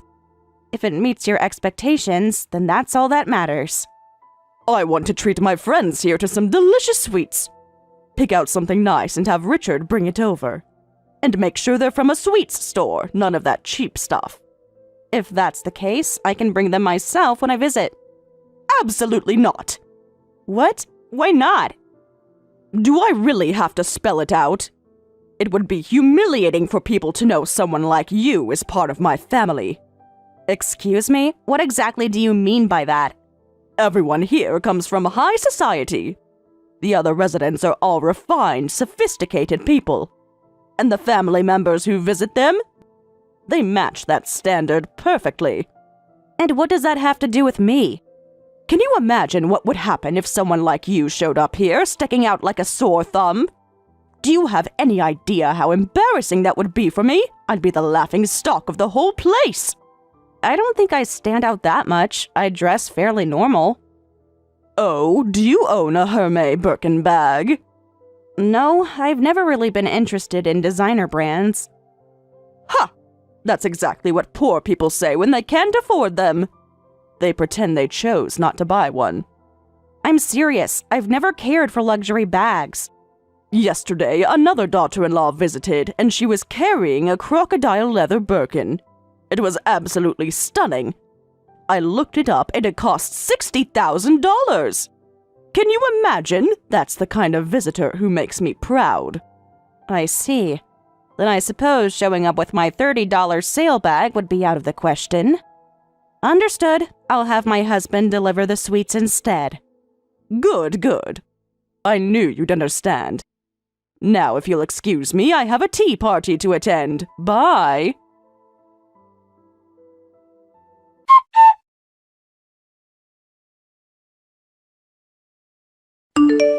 Melody, how is everything going? I know you must be really busy for your exams, but make sure to come home sometime, okay? Dad, it's been a while. I'm so sorry I haven't been in touch. Things have been pretty chaotic lately with school and everything going on. I heard your mother-in-law moved into a nursing home. Wait, how did you find out? Oh, well, I ran into Richard by chance. He mentioned it in passing when we were talking, so I thought I'd ask and make sure everything was okay. Really? He didn't say anything to me about it. I didn't know. Where did you see him? He doesn't usually go to your mom's place, right? Well, it wasn't anything major. We happened to be at the same place at the same time, and he mentioned it. I see. I guess that sort of thing happens sometimes, huh? Yeah, life has its unexpected moments. But as long as you're doing well, that's all that matters. How about you? Are you doing all right? I know it's tough with everything on your plate, but are you staying healthy? Not feeling lonely or crying by yourself at night? It's been 5 years since your mom passed, you know. Time flies, but I'm getting the hang of things. I've started trying new recipes in the kitchen, and I'm actually thinking about starting a little side business for my cooking. Oh, that's so cute! My kid still asks for Grandpa's toast all the time, you know. He loves it, and he still remembers. It makes me smile hearing them ask for it. Oh, really? I'll be happy to make it for them whenever they want. I'll be sure to have some ready when he's back. I'll definitely pass that on. After my exams are over, I'm planning to come back for a little while. But in the meantime, you have to promise me you'll stay healthy until then, okay? Melody, are you happy? What's with the sudden question? Where's this coming from? I'm just checking in on you. It's been a while and I just want to make sure you're doing okay. Well, life has its ups and downs, but overall, I think I'm doing well. I'm lucky to have a family like ours, and even though things aren't always perfect, I'm grateful for the normal, everyday moments. So yeah, I'd say I'm happy with where I am right now. That's the most important thing. As long as you're happy, that's all that matters. Wait, you're not feeling sick or anything, are you? Your health has been on my mind lately, especially with all the stress from school. No, nothing like that. I had a health checkup recently, and everything came back perfect. I'm feeling good. Oh, thank goodness. You really had me worried for a second there. You've been saying some odd things lately, and it got me a little concerned. I just wanted to make sure you're really okay. I can't believe you doubt your daughter like that. It's not like me to get sick, right? I'm sorry, I didn't mean to upset you. I just care about you, that's all. When I hear you're so busy and stressed out, I can't help but worry a little. I understand, Dad, but I'm fine, really. I'll take care of myself. You don't need to worry about me too much. Good, good. Glad to hear that. You always make me worry when you get so caught up in everything. I just want to make sure you're taking care of yourself and not pushing too hard. I know. I promise I'll stay healthy, and once exams are over, I'll come back to relax for a bit. We can spend some time together and catch up. I'm really looking forward to that. We'll take it easy just like old times. It'll be nice to have you home for a while. Of course, I'll be home as soon as I can. It's just a little more time, but I can't wait to be back. Thanks for always looking out for me, Dad. I'll be here waiting for you. Just don't overdo it with your son in those exams. We want you to be healthy and happy when you come back home. I won't overdo it, I promise. I'll stay focused, and I'll make sure to take breaks when I need to. And when I get back, we'll have all the time to relax and enjoy together. Alright, that sounds perfect. Take care of yourself, Melody, and stay safe. Don't hesitate to reach out if you need anything. I'll be here. I will, Dad. Thanks for everything. Talk to you soon, and I'll be home before you know it. Alright then, take care of yourself and don't worry about anything. I'll talk to you again soon. Be safe out there. You too, Dad. See you soon.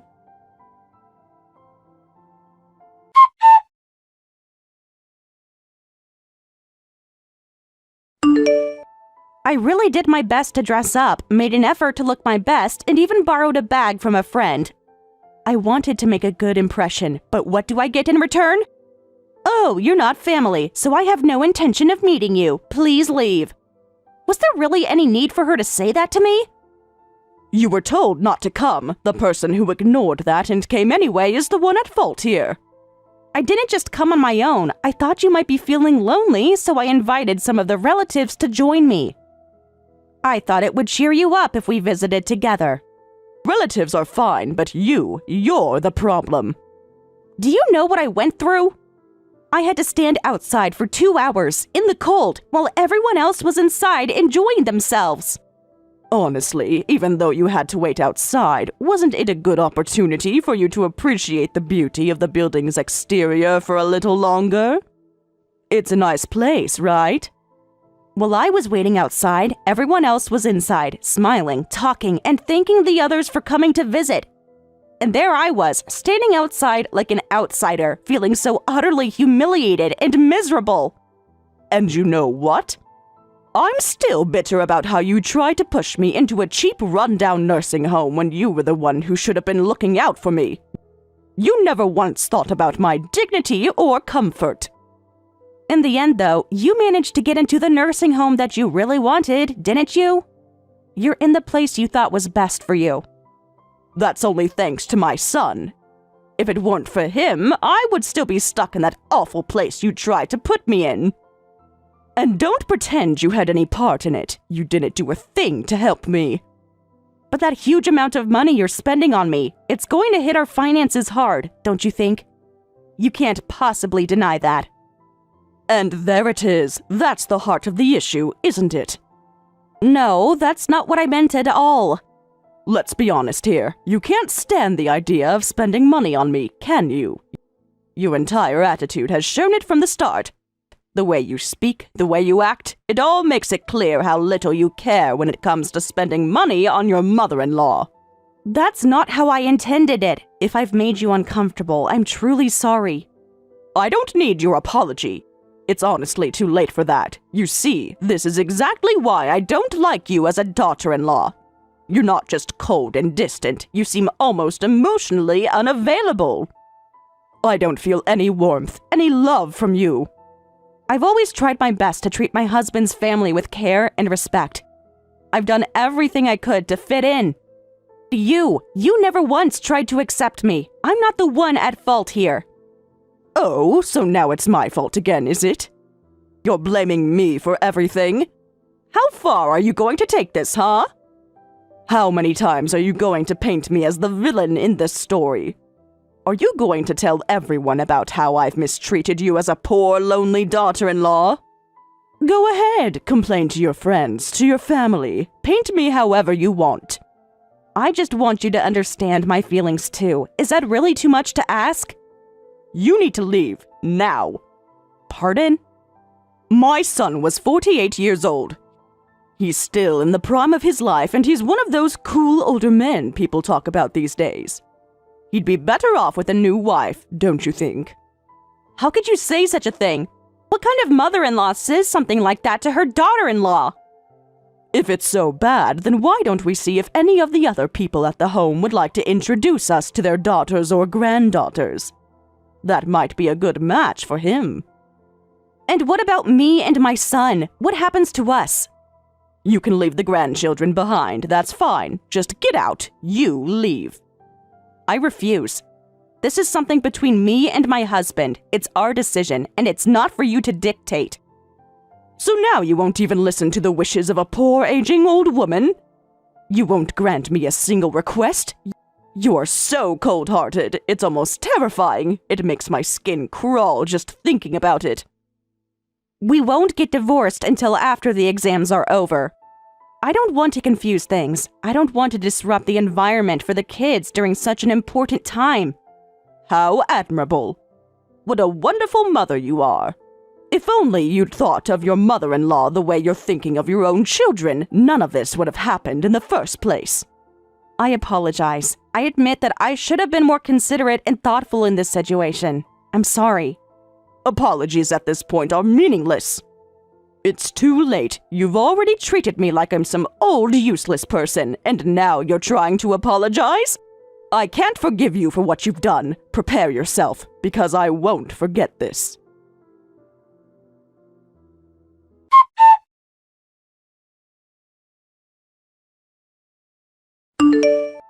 Give up on the entrance exam. Excuse me? I've made up my mind. I've decided to send Bill to an efficient school. That way there won't be any tuition fees to pay. Is that okay with you? No, it's not okay. Sending him to an entrance exam while he's still in elementary school is way too early. Why push him to something like that when he still has time? He can continue through the escalator system until high school. Why are you bringing this up now? Just a waste of money. We can't keep spending like this. Did your mother say something to you about this? Did she influence your decision in any way? It has nothing to do with her. This is just my decision. But you told me the entrance exam wouldn't be affected by the nursing home situation. You reassured me that everything would be fine. It's not about the money. The whole educational policy has changed. That's the main issue now. Your mother was the one who insisted that Bill should go to a private school. She got him all excited about it, and now you're just saying it's not possible. How can you do that to him? Things change all the time when you're living in this world. It's just a part of life. Bill learned early that things don't always go as planned, and that's something he can grow from. You can't just throw logic like that at a child. Bill has been working so hard for this. You can't just crush his dream now. He deserves a chance to follow through on it. It can't be helped. Our family's priorities have changed, and we have to adapt. If you insist on doing this, I'll have no choice but to divorce you. What? What are you talking about? Where do you think you'll get the money to send him to a private school anyway? I'm not willing to let Bill's dream fall apart.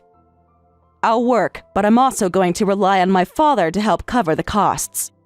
Stop right there. Absolutely not. I won't allow that to happen. Why are you so worked up about this? I have every right to ask for help from my parents if it's for the good of our family. It's not like I'm doing something wrong here. You can't go asking your father for money. He doesn't need to be dragged into this. You know it. You don't have the right to lecture me about this. I'll do what I think is best. Either way, just stop it. We've already made the decision. Then, if you're really serious about this, pay the proper child support. If you do that, I won't need to bother my father for money anymore. Fine. If you insist, I'll pay $100. Is that enough? What? Are you serious? That's what one of my friends from high school paid for their child's schooling. They said that's all it took. Do you seriously think that's enough to send Bill to a private school? That amount wouldn't even cover food for the month. I told you already. Send him to public school if that's what you want. This is pointless. I'm taking Bill and going back to my parents' house. I'm done with this. Please don't do that. I don't want to lose you both. I really don't understand why you're so against it. But it's already decided. I'm not changing my mind. Fine. If that's how it's going to be, I'll let him go to a private school.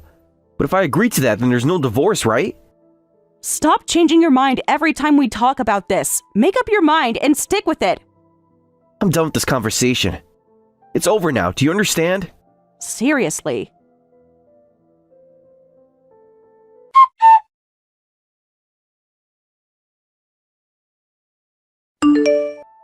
Dad, do you think it would be a burden if I divorced and went back to the family home?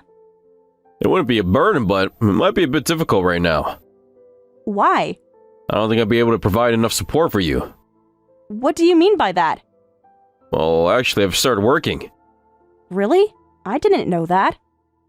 I thought you were just enjoying a comfortable life with your retirement pay and pension. Well, things have happened, and it's been a bit complicated. I understand. I'll work too and try to support the household. It'll be better if I can contribute with chores and everything. Why the sudden talk of divorce?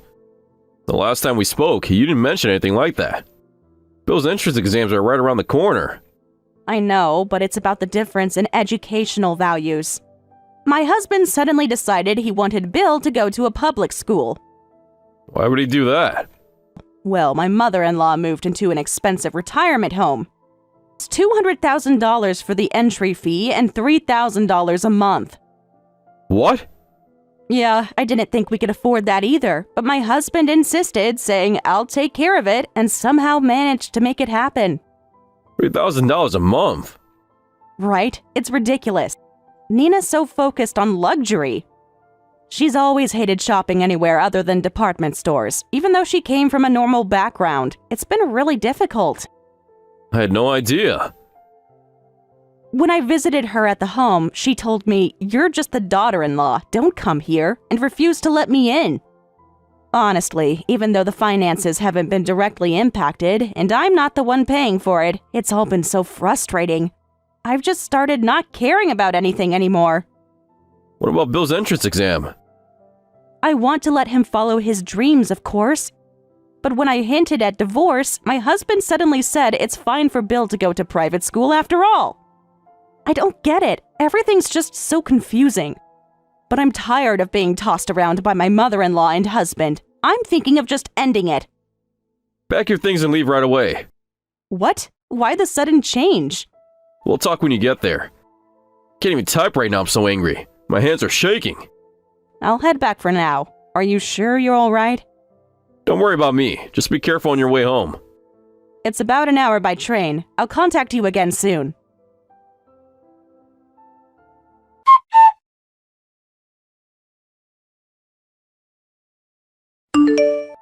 When exactly are you going to bring me those macarons I ordered? You've been talking about it for days, and I'm still waiting. My friend is already waiting here, and you're keeping us all waiting. Why can't you just hurry up and bring them? I don't even want to see your face right now, so just leave them at the front desk. Don't even bother coming inside. You really never change, do you? Always so noisy, always complaining. Wait a minute, did I send that message to the wrong person? Is this really you I'm talking to? No, you're still talking to your idiot son's wife, just like you always do. Melody? How dare you speak to me that way, in such a disrespectful tone? You must be out of your mind to talk to me like that. Why do you always act like you're some kind of royalty? What makes you think you can just talk down to me like that? Excuse me? What are you even talking about? You have no right to call me arrogant. I've done everything for you, for your son, for this family, and now you want to disrespect me? Oh, really?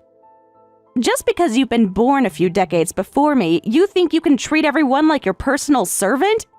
You think you have the right to control everything in this house? You're missing the point. Respecting your elders is a basic principle. It's common decency to treat those older than you with some level of respect. You should learn that. Respect? You think I should just respect anyone, no matter how awful they are? I don't think so. For example, there's you, selfish, greedy, trying to fulfill your need to live in a luxurious retirement home at the expense of my child's future. You're trying to steal away Bill's dreams just so you can live comfortably. What are you accusing me of now? How dare you make such horrible accusations without understanding anything? Don't pretend like you didn't have a hand in it. You used Bill's future to manipulate my father into giving you money. You told him, forget the private school and use that money for my luxury retirement home instead. Is that how it went down? I never said anything like that to him. Why would you even suggest that? Oh, really? So now you're accusing my husband of lying? Fine, whatever, but I've had enough of you manipulating my father into giving you money. I'm angry enough that you've used him like that. He worked hard his entire life, and now you're making him spend it all on your whims. What in the world are you talking about? You have no idea what's going on. Don't act like you don't know. You used Bill's school fees and my treatment as leverage to convince my father to hand over his money. You put him in a position where he felt he had no choice but to help you. That's a lie. Richard made that decision on his own. It has nothing to do with me. Don't you dare try to act innocent. My father was furious when he found out his retirement money was used to pay for your expensive retirement home.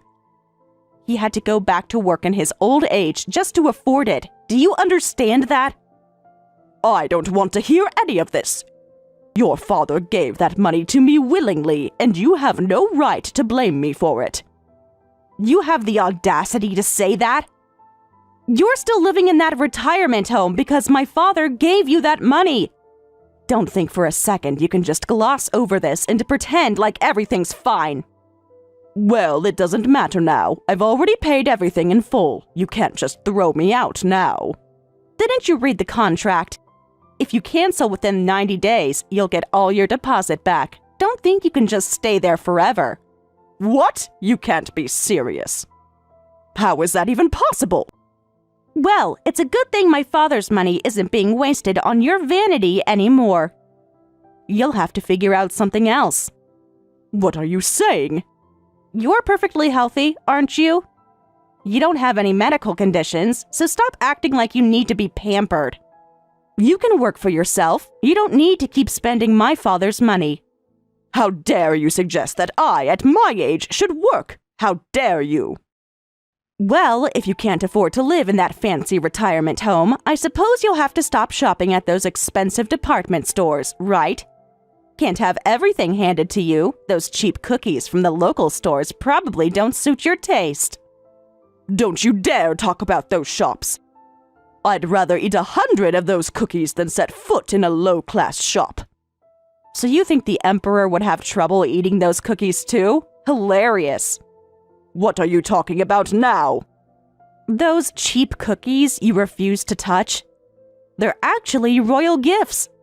They're meant for royal families that come to visit the US, but I guess you wouldn't know that. No way. Are you serious? Of course I am. You're too busy judging the packaging in the store where they were bought to even care about the taste. You little brat, how dare you mock me like this? Pretty embarrassing to think you've been eating the cheap stuff all along, pretending you're so high class.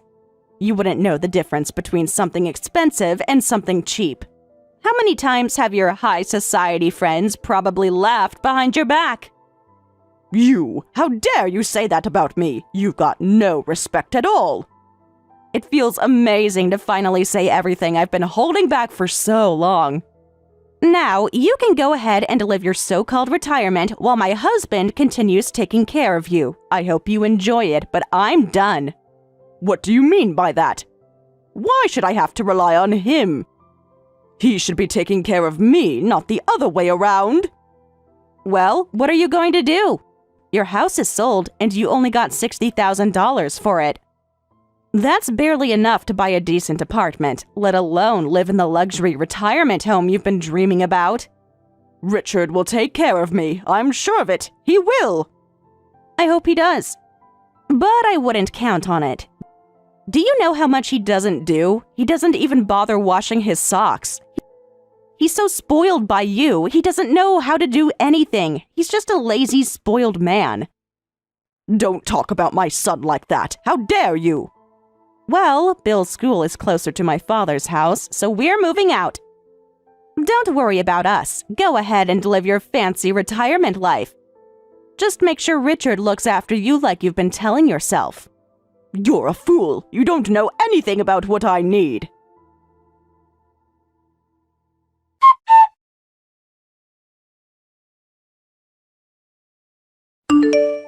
Dad, Bill passed. Really? That's fantastic. I knew he was working hard, but I didn't realize how much effort he had put in. I'm so proud of him. I was worried the whole divorce situation might have an impact on him mentally, with everything going on. But in the end, I think what really made a difference for him was having the chance to spend time with his beloved grandpa. Honestly, I think that's what helped him get through it. I can't thank you enough for that. You don't have to thank me. I'm the one who's grateful. The house was so quiet and lonely before, but now it feels alive again. I spent so much time just trying to keep my husband and mother-in-law happy. I was so focused on them that I didn't realize how it had become my daily life. It was as if I convinced myself that everyone has to live like that it's normal. But now, after everything that's happened, I feel such a relief. It's like I can breathe again. I've never felt so free in my own life. You've always been important to me. If you're happy, then that's all that matters to me. So, how about we do something special for today? Bill's been asking for a barbecue. Would that be okay? Oh, barbecue sounds amazing. I can't remember the last time I had meat. The way you've been living lately, it feels like a luxury. From now on, I want you to make sure you take care of yourself too. You've been taking care of everyone else for so long. I found a full-time job, so I'll be able to earn enough to take care of the family. I'll do my part, and we'll all be okay. You don't need to worry about me. Having you and Bill around is enough. Just seeing you two happy makes everything worthwhile. Tomorrow, let's visit the grave. I think it's time we pay our respects to Mom and let her know everything that's been happening, don't you think?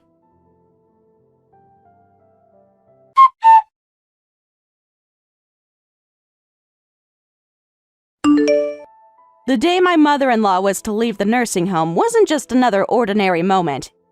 It was a culmination of years of emotional buildup, personal struggles, and family tension. I had heard that she was difficult with the staff and other residents, but I never anticipated the sheer intensity of her emotional outburst. The idea that she could make such a scene, that she could stir up so much chaos, really shook me to my core. For her, this wasn't just about leaving a place she had grown comfortable in. It was about losing the only sense of control she had left in her life. My mother-in-law had spent decades building a facade of self-importance, wrapping herself in layers of pride and materialism, and now all of it was unraveling in the most public way possible. When I arrived at the nursing home, I found her surrounded by the staff who were doing their best to calm her down. Her voice, filled with panic and frustration, echoed in the hallway as she screamed, "Don't take away my final home!" The words felt almost foreign coming from her. She wasn't the kind of woman to show vulnerability, let alone admit that she was scared. She had always prided herself on being the strong one, the one who had everything under control. But in that moment, It was clear to me that she was no longer the person she had tried so hard to project. She was frightened, angry, and desperate. The staff looked worn out. They had seen these kinds of emotional outbursts before, but this one was different. It wasn't just a tantrum, it was a cry for help, a sign of how deeply she had failed to confront the reality of her situation. As they tried to console her, I overheard whispers from the other residents. Most of them had kept their distance from her, unable to tolerate the constant boasting and superficiality she displayed. She had tried to impress everyone with her expensive trinkets and grandiose stories, but all it did was push them away. She had always believed that material wealth was the key to gaining respect. But it was clear that what mattered most to the other residents wasn't what she owned. It was who she was as a person, and in that department, my mother-in-law was woefully lacking. Her belongings, as grand as she believed them to be, were cheap imitations of luxury. I had seen her collection of knockoff handbags and jewelry. The way she would constantly brag about her designer clothes, only for it to become apparent to everyone that they were from discount stores. The worst part was that she didn't even realize how transparent she had become. It was as though she was so consumed by her need for validation that she had stopped caring about the truth. But the other residents weren't fooled. They saw her for what she was, a woman who was trying to keep up with a lifestyle she didn't belong to, and who was terrified of being exposed. I was no stranger to my mother-in-law's insecurities. Growing up, I had seen her put on a facade of confidence, pretending to be someone she wasn't in order to make herself feel better. She always had to be the center of attention, always had to be the one with the best story, the most exciting life. I suppose that's why I wasn't surprised by her outburst. She was always desperate for attention, even if it meant making a scene. But it was painful to see how badly it had affected her. She had spent so many years building up a lie, only to have it come crashing down when no one was willing to buy into her narrative anymore. When I told my husband about what had happened, I could tell he was shaken. He had always been loyal to his mother, always tried to do the right thing by her, even when I had cautioned him that his blind loyalty was doing more harm than good. But in that moment, I could see that a part of him was beginning to realize just how damaging his actions had been. He had spent so many years trying to be the good son, supporting her no matter what, and now it felt like he was starting to see the cracks in his relationship with her. Deep down, I think he knew that his mother wasn't the person he had always believed her to be. But it was hard for him to accept that the woman he had always put on a pedestal was, in reality, a deeply flawed and selfish individual. The real breaking point came when I found out the full financial situation. I knew my father had contributed $2,000 to the nursing home costs, but I hadn't realized that my husband had added $1,000 from Bill's education fund. When I discovered this, it was like a slap to the face. That money wasn't just for anyone, it was for our son's future, for his education, for his opportunities in life. How could my husband have used it so recklessly? It wasn't just the financial aspect that angered me, it was the principle behind it. My husband had allowed his mother to manipulate him, using our son's future to fund her indulgences. The moment I confronted him, I could feel the weight of years of frustration rising within me. I was so angry, so hurt by his choices. We had always worked hard to provide for Bill, to give him the life he deserved. And now, it felt as though everything we had worked for was slipping away. I lost control, something I had never done before. In a moment of pure frustration, I slapped him. It was an action that shocked both of us. I had never been violent, never resorted to physical confrontation to express my anger. But in that instant, it felt like the only way to make him truly understand how deeply betrayed I felt. Silence after the slap was heavy. I could see the shock in his eyes, but I also saw something else, a recognition of how serious the situation had become.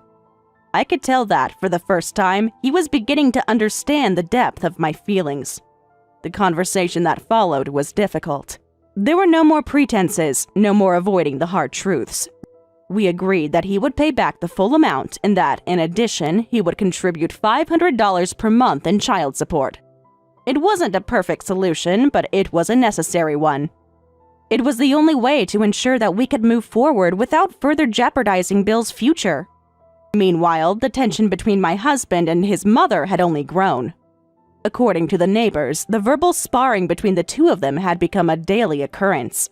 It seemed that neither of them was willing to back down, and neither could admit that they were stuck in a toxic cycle. My mother-in-law continued to expect my husband to support her financially and emotionally, while he struggled to keep up with her demands. It was clear that they were stuck in a never-ending battle of wills, neither one willing to make the first move toward reconciliation. It was exhausting to watch, and I couldn't help but feel a sense of frustration on both their behalf and mine. Despite the ongoing family drama, there was one constant that kept me grounded. Every day, I saw him thriving. He loved school, was excelling in his classes, and was surrounded by friends who genuinely cared about him. On the weekends, he spent time with his father, fishing and bonding over simple pleasures. Bill was a reminder of everything I had been fighting for. In the midst of all the chaos, I knew that he was growing up in a stable, loving environment, and that gave me the strength to keep going. Balancing work, motherhood, and everything else was never easy, but I had learned to take it one day at a time. There were days when I felt overwhelmed by the constant stress, but when I looked at Bill, I knew it was all worth it. I had come so far, and though it wasn't perfect, the life we were building together was exactly what we needed. It was peaceful, it was loving, and it was real, and that was something my mother-in-law would never understand.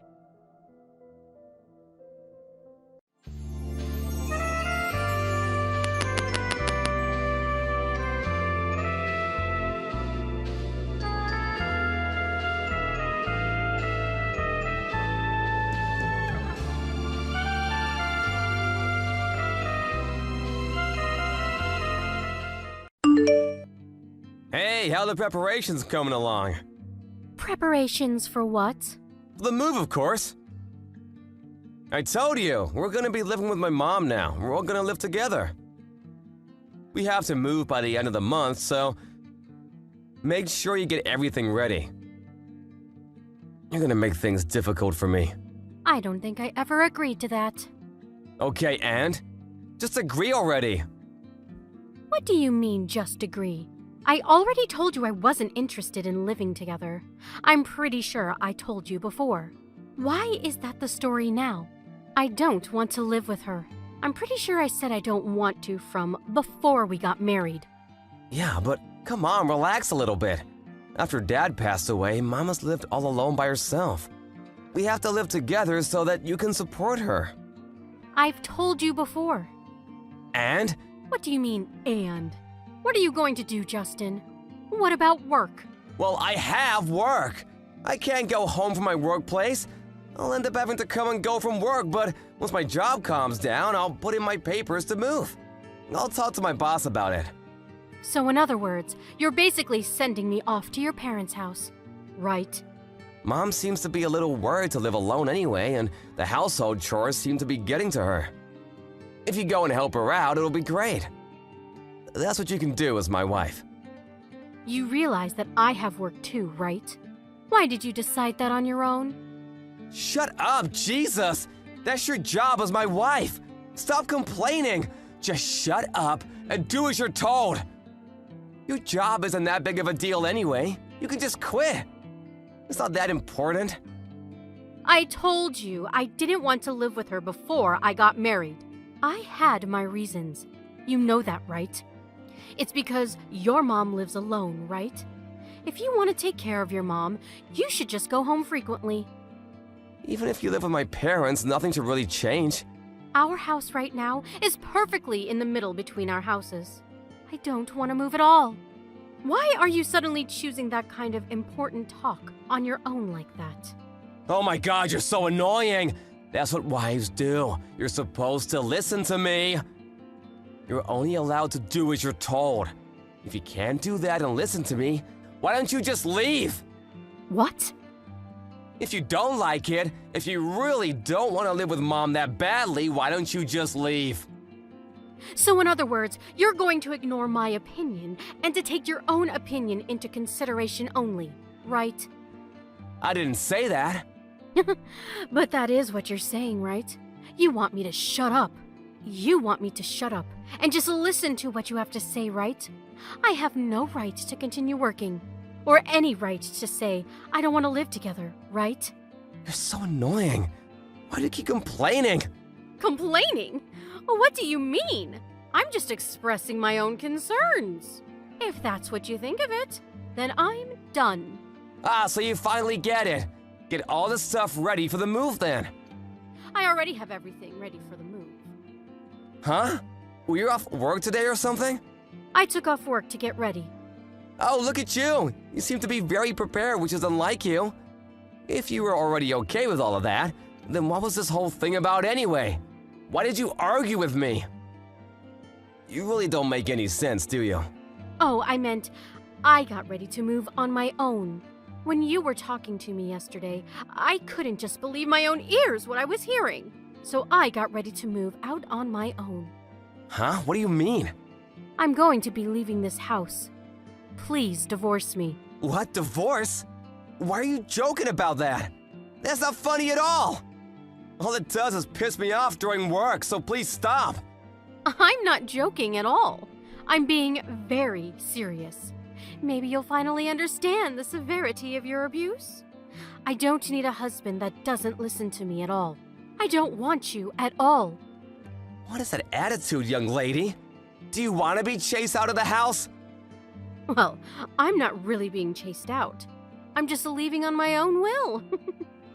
I already have everything packed and ready. I'm actually about to leave right now. Are you serious? You're being serious right now? I've been nothing but serious. Why would you do that? Why do you want to get a divorce? Because you keep saying that you want me to live with your mom, and you won't let off, even though I've already said no. The only reason that you want me to live with them is for the inheritance. You want to get more than your sister and brother, right? What? What are you talking about? I haven't thought of that at all. If your wife lives with her, I'm sure you can look good on the will. You want to chase me out and spend more time with your mistress, too. It's killing two birds with one stone, right? Mistress? What are you talking about, seriously? I don't understand what you're saying. What exactly are you telling me here? I think you understand exactly what I'm talking about. You thought that I didn't know about your affair? I'm not having an affair. I would never cheat on you. Okay, yeah, sure. I already have all the evidence I need, so I don't really care what you tell me from here on out. I will definitely be suing you for all the damages, though. What evidence? Yeah, you've been way too suspicious. I had you under a microscope. I even had a private investigator hired. I have all the evidence I need. A private investigator? You went that far? So I was just waiting to figure out what the best time to divorce you would be. And then you went and talked to me yesterday. What are you talking about? You even said it again, but if you don't want me to live with her, then I need to leave the house, right? You told me that I wouldn't live with her, from before we got married even. And I could kind of understand if both of us were to live with her, but come on, man, give me a break. You want me to live in the middle of nowhere, and you're just gonna fool around with your mistress. I never said that to you. But that is what you were thinking, right? Just so you know, I saw the text from yesterday. I read all of it. Huh? Wait, my phone? You already logged in my phone? Yeah, I checked. The annoying woman will be leaving soon, so you'll be able to live with just Alyssa. That was her name, right? Man, there were so many hearts in your messages. It honestly sent a shiver down my spine. What is that attitude? It has nothing to do with you. Ah, you're right. It doesn't have anything to do with me anymore. I'm going to be getting a divorce from you anyway. As long as you pay for damages, I'll just live my own life freely. Damages? Are you seriously gonna sue me? Of course I am. Why did you think that I wouldn't sue you? Wait, so you're serious about the divorce too? You don't want to live with my mom that badly? How many times do I have to say that I don't want to live at your parents' place? And I don't even get along with your parents. I have to live with just them? Just because you want the inheritance. You're not allowed to use me like that. That wasn't why I was trying to get you two to live together. Okay, well, anyway, no matter what I said, you wouldn't listen to anything and completely ignored me. So I have decided that we are not going to be able to work. So I have all the proof about your affair, and I have already sent it to your job and mom, just so you know. What? You sent all of the proof to my company? And my mom? You realize that people won't trust me anymore. I mean, it's your fault. You shouldn't have done anything to lose your trust. I don't really care about what you have to say. You're really not thinking about me at all. If the office finds out about this, I won't have any standing. I don't care about people who don't care about me. So don't talk to me about caring. I'm sorry, I'll think about you, so please rethink sending the proof. I already sent it. I don't know what to tell you. I sent it a second ago, so I'm sure it'll be there tomorrow or day after tomorrow. What am I supposed to do? If the company finds out, I'm screwed. Yeah, I kind of figured. You used your standing in the company to cheat with the new employee. I don't think anyone will respect you anymore as a leader. Do you realize how people will be looking at me? Please stop this and get the proof back. I'll do anything, I swear. If you want me to, I'll even go back to my parents' house with you. I'll put out the transfer request immediately. I knew you were able to put in transfer requests, but you never actually did anything for me, did you? So in other words, you don't want to do anything for me, right? And then you just pushed your agenda onto me, even though I didn't want to. Okay, fine. I'm sorry you've made your point. Please, let's not get a divorce. I don't want to make a big deal out of this. We're going to get a divorce for sure. I'm not going to go home. From here on out, what you can do is before I take things into court, you just pay all of the damages that I ask for. Alrighty. I'll be looking forward to seeing what happens when the proof reaches your office. Justin's office received all the proof in the morning. Everyone found out about his affair in the office too. Him and his mistress were both called up by the boss, and they were both questioned as to what happened. Unfortunately, his mistress was one of the executive's relatives. Justin was forced to take the blame and resign from his job. As a result, he lost his job and lost most of his savings paying off damages. And so he ended up running back to his parents' house and begged his mom to let him live with her. He has no job and went back to his parents' house, so his mom also kind of treated him like a nuisance. Hey, are you pregnant? You gotta be pregnant, right? Tell me if you're pregnant. Wait, why? Why are you suddenly asking me if I'm pregnant? Well, come on, I haven't seen you in a long time, and boom, your stomach is huge. I know you're pregnant. Don't try to hide it from me. Either that, or you just ate a whole lot of carbs and it's not Thanksgiving at all, which it is. I'm pregnant. There, are you happy? Now you know that I'm pregnant. What? You're joking, right? You know how old you are, Auntie? You're like dinosaur age. Does that really matter at all? It shouldn't. I think you're actually like 42 in human years. You're so old, and yet you're pregnant? Oh my god, I will be so embarrassed. I'm definitely grossed out by the fact that you're pregnant. What? What the hell, Robert? I mean, I totally get that you guys got married a little later, right? So everything is a little delayed and whatnot. Are you just trying to play keep up because you finally got married? Other people around you already have a family, so you feel like you need to hurry up too? I really wish that you wouldn't bring that kind of crap into our family, you know? Just because you want to feel like everyone else. Do you realize what you're saying right now, kid? This is not okay. You need to calm down and think before you speak. Of course I know what I'm saying. Why would you think otherwise?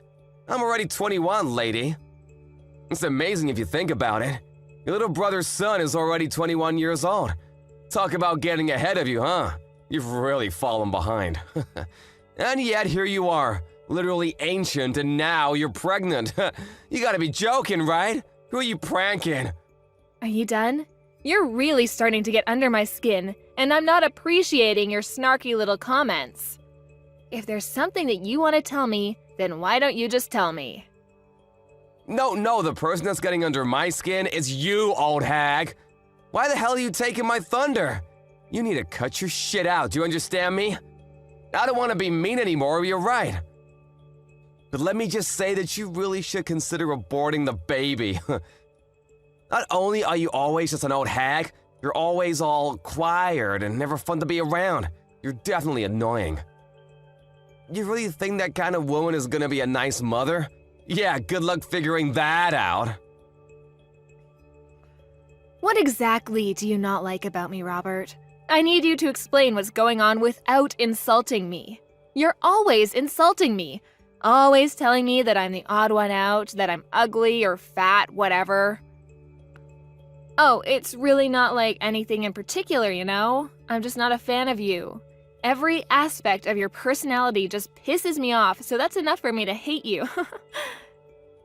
Wait, hang on. Are you still dragging on the fact that I got mad and chewed you out when you were young?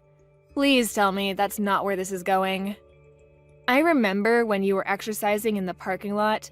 Do you remember that? It was on a private parking lot, too. You remember how you hit someone else's car with a ball? I remember that, too. You were a little young. And then I scolded you because you were in the wrong. And after that, you've just been treating me like a thorn in your side. Is that why you're still dragging this on? I don't have any kind of reason to despise you, and frankly, I don't need a reason to hate you. I just hate old hags. I'm literally the same age as your mother, though. What do you think about that, Robert? My mother is old, and yes, she's the same age as you. But you know what else? She has a perfect 21-year-old son, too. That perfect son was able to go to a perfect college because his grades were so top of the class, he even had the whole thing paid for. He's now got a job offer from the highest corporate job that Wall Street has to offer, and his future is incredibly bright. You, on the other hand, have nothing. No children, no family, no education, nothing. You're just some old bitch with nothing in her name except apparently you're able to get knocked up. Do you understand what I'm saying, Julie? I see, okay. If you understand what I'm saying, go home! Get the hell out of here! No one likes you being here. It's literally just bringing everyone's mood down. You're just a drag and we all want to be gone. I just came here a second ago. I'm not going home yet. Especially since it's been a while since I've seen my family. This is also my parents' house. So I'm going to be relaxing here as I have every right to do so. You are not able to tell me otherwise, do you understand? That little old bitch. Whatever. You're gonna regret this later, just you watch. Hey Julie, can I ask you something? Did something happen between you and Robert? You can tell me if something did happen. What do you mean, did something happen? Why? Well, I mean, come on. Even the most socially awkward and antisocial shutting can tell that you two are absolutely hating every second of being around each other. Robert is usually so upbeat and bright, but he's just been glaring at you without saying a single word this whole time. It's almost like something out of a horror movie. I have an idea, genius. Why don't you go ahead and ask him? It seems like he's got it out for me. I definitely don't have anything against him. It's not like I'm the one glaring at him. He's got it out for you. I don't believe it. Robert isn't that kind of child. He's always so positive and nice. You must have done something, right? He's always someone to face a problem and solve the problems himself. I've never seen him just run away from an issue at all. I've absolutely never seen him look at a relative the way he looks at you and just glare for literally hours on end like that. You did something. I don't know how you see your own son, but let me tell you something, Vincent. He's not young anymore, and he is definitely able to say some pretty terrible things.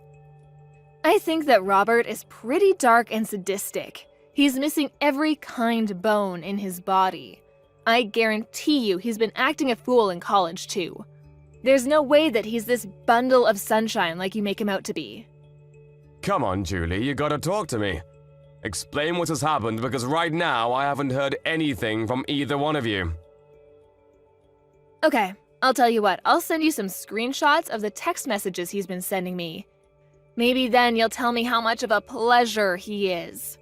I'll be surprised if you think he's still wonderful and amazing after seeing those texts.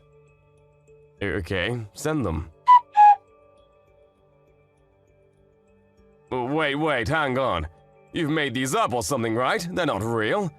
You're telling me that my son, that Richard sent these text messages to you? This has to be some kind of mistake, right? Yeah, you know me, Vincent. I just love to frame my own nephew for things he's never done. Be real with me for a second, I don't want to do this either. But this is the truth. And just so you know, this isn't the only time that he's talked to me like this. He's been keeping this kind of thing up since that day I chewed him out in the parking lot when he was young. But why didn't you just tell me about it? I would have been fine with talking to him about it and maybe trying to work something out. I know how much you love your son, and I figured you wouldn't spend a second of your day listening to me complain about your own son. Besides, I only ever met up with him once or twice a year. It really wasn't that big of a deal for me to just suck it up and deal with it. But if I did tell you, it would have just been blown out of proportion, and I just couldn't be bothered. But Robert, he's been such a great kid. I'm so terribly sorry, Julie. I wish I could take all of this back. I didn't know how two-faced he was, and that is entirely on me. It's my responsibility, and I should have noticed. I'm so sorry for causing you this much emotional damage. I didn't realize that not only would you listen to me, that you'd even apologize for your own son's actions. This is not the reaction I was expecting. Hang on just a second. Did you have something that didn't really surprise you for? Did something else happen? Well, to be honest with you, sometimes he's been a little violent. He has these little bursts of rage and no one seems to be able to calm him down. It's over these little things, but he would just start getting really pissed off and take it out on things around him, and wouldn't think twice about talking bad about people around him. He was young, you know.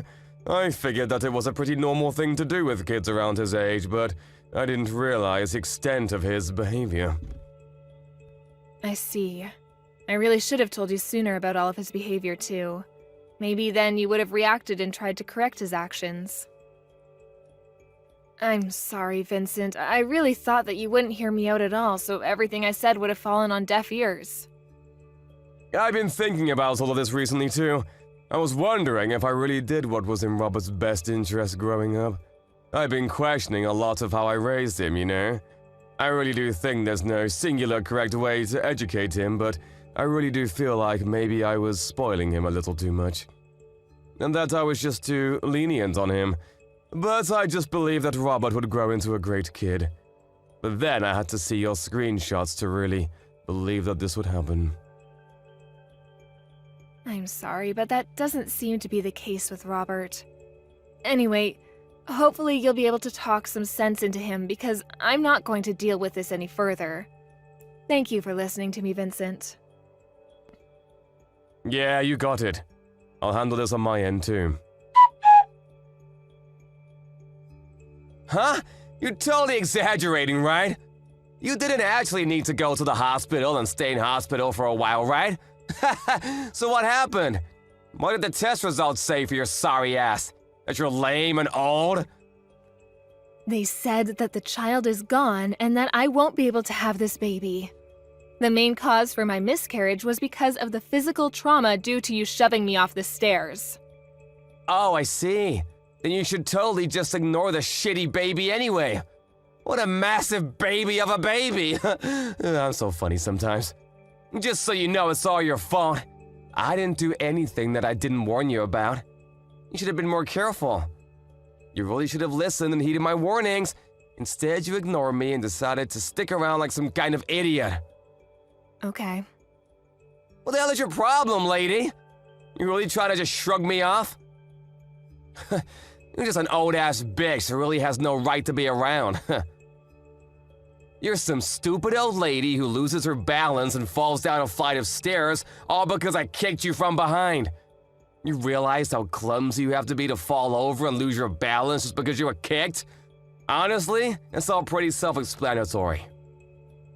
Besides, you totally didn't deserve to get pregnant anyway. It's disgusting. Learn your place, you old lady. You're actually truly rotten inside. I'm impressed by how terrible of a person you are. You disgust me. You're the rotten one, old lady. Seriously, now there's even a dead rotting baby in you. You should be way more ashamed that you're getting pregnant when you're literally on the verge of being a fossil in like half a year. You really should be thanking me if you successfully had a miscarriage thanks to me drop-kicking you. I should be winning Nephew of the Year awards for cleansing you. I'm never going to forgive you. You will pay for this. Ooh, I'm scared of the old bitch. My lawyer will be reaching out to you soon, so be sure to answer him. He won't stop calling and he won't stop trying to get in touch with you, so don't ignore him. What? What do you mean, lawyer? I'm going to sue you. I'm going to charge you criminally, and I am going to sue your sorry ass in civil court. I've already filed all of my charges against you. You will for sure be charged with assault and battery, along with potentially attempted murder. You're definitely going to be charged criminally. What? Sued? Filed charges? What the hell are you talking about? This is just a little civil dispute between relatives. There's no way that the police and lawyers will be able to do anything to me. Honestly, it makes sense now why you'd be able to do such a thing. I don't think anyone with half a brain cell and the smallest understanding of how society works could have done what you did. You just keep pretending like nothing is ever going to get to you. Just wait till the police are knocking on your door. You're the one that doesn't have any understanding of how society works. We're literally relatives. I'm your nephew. The police wouldn't take you seriously anyway. Good luck suing me, you dumb old hag. Like I said earlier, you just keep pretending like you didn't just murder my child. It doesn't change a single thing. You do your best to pay for your crimes in prison, do you hear me? I am never going to forgive you, even if society deems you have paid off its debt. Pay off debt to society? Seriously? What the hell is going on here? You're talking nonsense. I can tell you're trying your hardest to blow things out of proportion, but let me tell you something, Julie. A real lesson in how the world works. I don't think a single thing is gonna come out of this whole thing. No one is gonna do anything. I'll tell you what. I'll do you one better and let you know what justice tastes like before the police gets there. Why don't you go ahead and check your social media, huh? What? I think if you search something like drop-kicked pregnant, you'll find everything I want you to see. Wait, what? Hang on just a second. Is this me? What the hell? Why am I everywhere? Yeah, the video where you literally drop-kick me when I'm 6 months pregnant. It's all over the place now. I think that it's not really surprising, but it's all over the place. Everyone is getting ready to cancel you. But why the hell? I'm the one that recorded the whole thing in the first place. You shouldn't have the video. Why the hell is it all up over the internet? I don't understand. You better start explaining, Julie, or I'm gonna lose my mind. You know how you sync your phone and your PC? Let me change that. I know you sync your phone and your PC. They share the same data. So any photos and videos that you take using your phone are immediately uploaded and transferred over to your PC that's in your room. I spoke to your father about this whole thing. I asked him to help me out with the criminal responsible for all of this. I have a suggestion though, idiot. How about you actually add a password to your computer? What? Yeah, you better be ready for what's coming next. How dare you go into my PC and... Gotta love being young, huh? It doesn't really need explaining for you to understand what's going on as far as this video circulates around the internet. I don't really think this is the kind of video you want to have blow up either. So, how do you feel about being super popular on the internet? Oh wait, no, sorry, I meant, what does it feel like to be served justice? Mind you, this is only a taste of what's to come next. What the hell is going on? How the hell do they have my face and my name too? Did you do this? Oh, you know, I just used your friends and acquaintances to spread all of your information. They did the rest. They were actually all really cooperative about the whole thing. I don't think a single one of your friends said that I shouldn't be doing this. Apparently, you're really despised by your friends. Damn it! I've paid for their stuff so many times! What the hell? How could they just abandon me like that? You're just some rich kid that paid for their food. That's all you were to them. You weren't their friend. You were just an ATM. A walking food delivery truck. Wait, hang on. I just had a thought. You're not going to be able to work anymore, huh? They're definitely going to take back their job offer now. Think about it. You might even be expelled from college. They might just throw you out completely, huh? Then you won't have anything. So, let me ask you. What does it feel like to lose literally everything? You're going to be losing so much more, too. You old bitch! How dare you do this to me? You just wait and see. I'm gonna talk to my father about this. We'll see what he does. You have no idea what he's capable of and how much he loves me. I'm sure that he will make all of this just disappear. Oh, you're talking about Vincent? Vincent said that he was going to completely cut ties with you. You really thought that he'd be on your side for this, huh? What?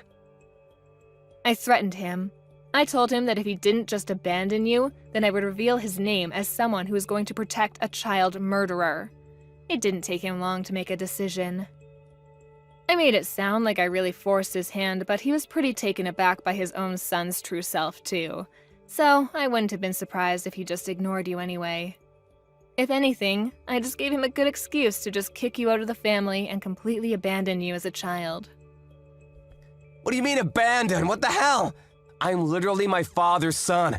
He can't just abandon me like that. We're family, though. Yes, Vincent is your father, but at the same time, your father is my younger brother. Do you understand? He is seriously regretful of how much he's just let you do whatever you want to do. He knows that he spoiled you way too much. He had a kid when he was really young, so I'm sure he made quite a few mistakes raising you. I don't blame him, but you are definitely a mistake that he has to pay for.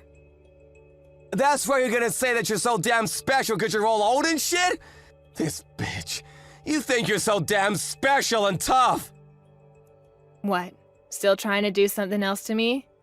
We'll see how things go, huh? The police should be on their way any minute now. Let me just set the record straight, bitch. It takes me one swing and you're lights out on the ground. You understand me? One hit and you're gone.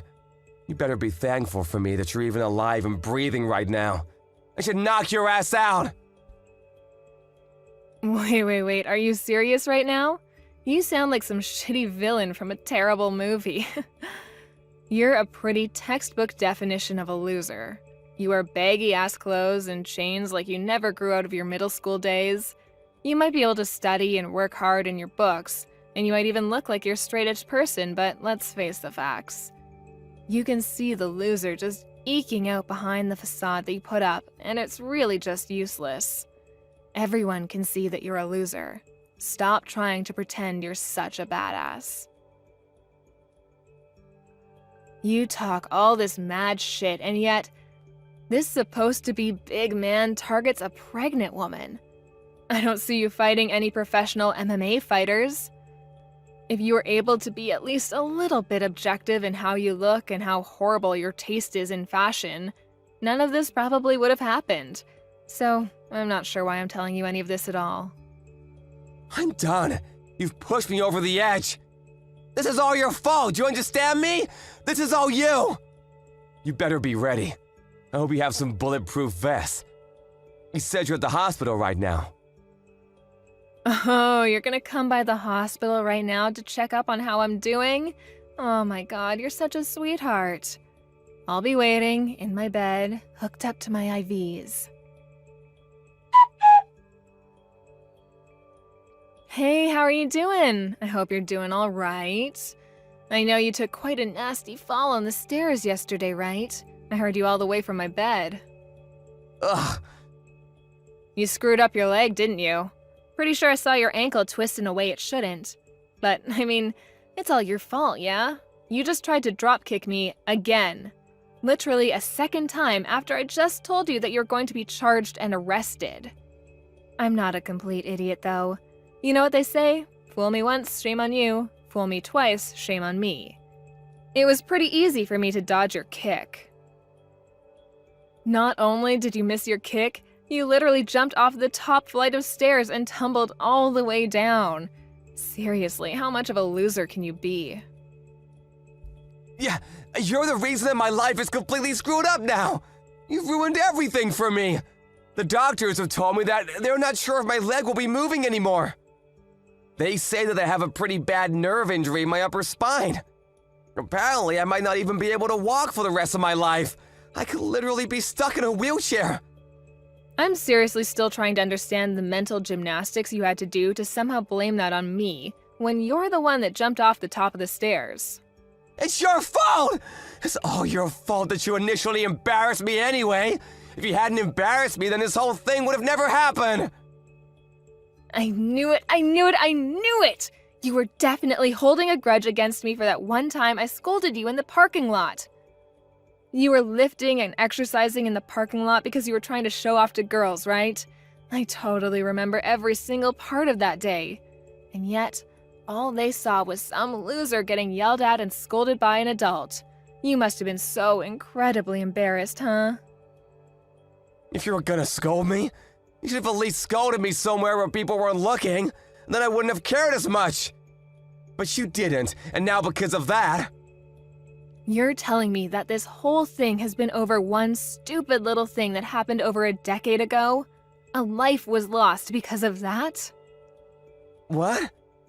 You murdered my child in cold blood because you were so upset that I scolded you when you were a child? That's what you call an equal response? You realize how difficult it is to get naturally pregnant in my 40s? Let me tell you, it's really freaking hard. And yet I was blessed with a child, and you murdered it. Okay, yeah, maybe I took it a little too far. Only a little bit, though. I didn't get carried away. I've lost all hope to stay on this planet because of you. I don't want to be alive anymore. Do you understand? You've stolen the reason I want to be alive. My husband barely even talks anymore because he lost his child. You know how difficult this whole thing must be for him, right? You're not even really blood related to him. You're just some random man that murdered his child. I don't know how to keep living like this while having this huge burden looming over us like some terrible, shitty cloud. I don't know how I can wake up tomorrow morning and pretend like everything is okay, because it isn't. Hey, would it be alright if I just apologize to you? I need to apologize to you. I understand now how terrible of an atrocity I've committed. I really can't move from my bed right now, though. But I want you to let me apologize to you. I want to apologize to you right away. I don't want to listen to you apologize when you're just doing it to clear your guilty conscience. You can carry that with you to the grave. No, that's not why I want to apologize to you. I just really feel like I understand the extent of damage that I've caused to everyone involved in all of this. Please let me apologize to you. I'm not messing around anymore. I'm being dead serious. Absolutely not. You're never going to apologize to me, and I'm never going to accept any form of apology you manage to spit out. This is just some relatives arguing, right? I don't give a shit. Afterwards, Robert was arrested and charged on several counts of aggravated assault and attempted murder. The police took no mercy on him. He was sentenced to prison in addition to all of the fees and damages that he owed to Julie and her family. He is now in what is considered one of the worst penitentiaries of the state. His legs are also in bad shape. He was told by the doctors in the prison that he would be unable to walk and would most likely never be free of his leg pain. He now spends the rest of his days in a wheelchair. Prison is probably the last place you'd want to be when you're an easy target. He won't be in prison for life or even for that long when you consider the crime that was committed, but even if he gets out, he has no one waiting for him. No family, no relatives, no friends. He's got no money either. The internet has shown no mercy and has gone full-blown torch and pitchfork on him. The internet is probably better aware of his life details than anyone else at this point. His reputation will not be disappearing anytime soon. I would say that it's almost impossible for him to be happy anymore, which is still not enough punishment in my book. But I don't want to keep thinking about revenge. Our emptiness, the void that he has created in our hearts, will not be filled because of this. But I am glad to know that the judicial system is fair and justice has been done. I currently live with my husband away in the middle of nowhere to hopefully get over this whole thing. We are both working hard every day to make sure we are able to make a new family with the two of us, once again. Hey, are you trying to run away from me? Are you being serious right now, Marie? Look at this low-life scum, raised by a single mother. You're really good at just getting away from the scene of the crime, aren't you? You have some experience? I mean, seriously, you slapped my face on the left and the right, and you didn't stop there. You then proceeded to shove my face into the pot roast we had going. I want to make a point in saying that it was very hot, too. So, yeah, I'm going to run away if you do that to me. I mean, I had some random poor person coming onto my property, so of course I had to do what I had to do to protect my own. This is all a pretty natural response. Listening to what you had to say was not even an option. Why the hell do I have to waste my valuable time listening to you ramble on about nothing? Besides, you even insulted me by bringing some dirty old doll. I really don't like dolls, they're disgusting. And not to mention that the doll you brought was actually disgusting too. A bear doll is actually one of my super important buddies. I always take it everywhere I go. I don't think I've ever gone anywhere without it for a long, long time. Come on, isn't it adorable? I know you like it. Ha! You're so immature, Miss Marie. You need to grow up. I mean, the only thing you can do is play with some dolls. It's not like you have anything else better to do. What are you even capable of? That's right, literally nothing. You know why? 'Cause you're poor, and poor people have no rights at all. Huh, really, is that true? I really have never heard of that. I didn't know that we didn't have any rights. Of course, it's common sense, dear. Didn't you learn anything in school? I didn't learn how to be so classist towards each other. I learned how to be kind and caring to one another. I suppose you learned something different from me, Sherry. Maybe in your super elite school where only elitist people go and you don't teach people how to just be better than everyone else. I'm not being any kind of elitist or classist, or any other ist that you can come up with, do you understand? I'm just telling you the cold, hard truth. These are all facts. Every poor person who grows up in a single-mother household is just a rotten piece of trash. I mean, you're not wrong. I guess I can be a little lazy sometimes. So I can't completely deny your allegations towards me, but I really don't think that justifies your behavior, though. You really shouldn't be shoving my face into a steaming hot pot roast. I understand if that makes you upset, but come on. Can I actually be honest with you, Sherry? I think that someone who's willing to be violent towards another person without actual justifications is much more of a rotten piece of shit. But that's just my opinion. Oh, come on, boo-hoo. You're fine, you didn't even get burned at all. Think of it as a nice little face cleansing. If anything, that pot roast was made only using the finest ingredients. Ingredients that you've never even heard of before, probably. You must have been so excited to be able to taste it up close and personal, right? Mrs. I'm too poor to buy anything. Yeah, the only reason that I didn't get burned right before you shoved my face into a steaming hot pot roast was because I spat out the water I had in my mouth to cool off the pot roast. It was honestly kind of like something out of a movie. If it wasn't for me doing that, I'm like 99% sure that you would have ended up burning the person you did it to. Why the hell did you have water in your mouth? Who waits around while having water in their mouth? I mean, you know what they say about poor people. We have to be prepared to protect ourselves no matter what happens. You never know what's coming next. But I've never seen such a toxic parent up close and personal like this, so my whole body is starting to get a little warm because I'm getting really excited. I can't believe you guys actually exist. Are you mocking me? I feel like you've been mocking me for these past few messages. I'm not an idiot, and I don't deserve to be mocked by the likes of someone like you. You better fix your attitude, young lady. What? What are you talking about? I would never do anything to mock such an elegant woman. LOL. Stop saying LOL, you're not allowed to laugh at me. Whatever. Poor people can't do anything to those of us in the wealthy group of society.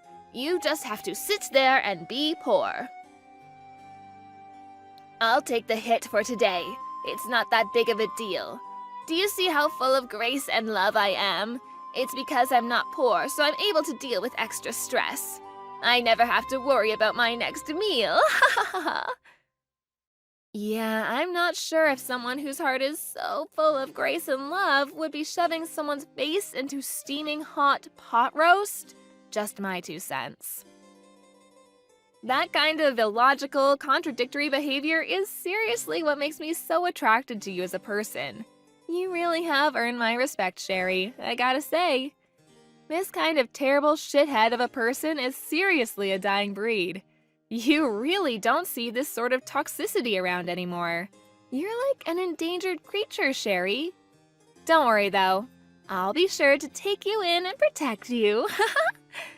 You think that you're getting away with all of this just because I'm letting you talk and say whatever you want. I mean, you just said that you had so much grace and love, so you're able to take the hit, right? That you were so rich that you didn't have any extra stress. I'm just a poor, uneducated, low-income woman, you know? Just like you've been saying. You really just need to let these things go since you're such an amazing person. There's no way that you'd let someone like me get under your skin, right? You're way too high and mighty for that. Okay, whatever, I'll let it go. Because like I said, I am just so forgiving and kind, unlike you poor people. So, let's get back to business. What exactly do you intend to do, Marie? I wasn't listening at all. Huh? Yeah, I'm not sure what you mean by that, Sherry. I mean, if you mean what am I going to do from now on, I'm going to make sure I live true to myself and my beliefs while keeping an open mind and a positive attitude towards life. Is that what you're talking about? No, you idiot! I'm talking about your future as a human. I'm talking about what you're planning on doing with Daniel. Jeez. You do understand that you need to at least tell him goodbye one last time before leaving him, right? I'll allow you a little time to say goodbye before you tell him that you're leaving. Wait, hang on. What are you talking about, Sherry? I'm not going to break up with Daniel. What are you talking about, sweetie? There's no way that another man would ever be as kind as that man. I would be a complete idiot to let him get away. He's going to be mine, and I'm going to be his. What? Are you telling me that after I put up that big of a fight against you, you're still not going to listen to me and break up with Daniel? I mean, yeah, you did slap me twice and then proceeded to shove my face into a steaming hot pot roast that I totally cooled off with water like a badass, but you definitely didn't say a single word of objection towards Daniel and I getting married to each other. I would remember.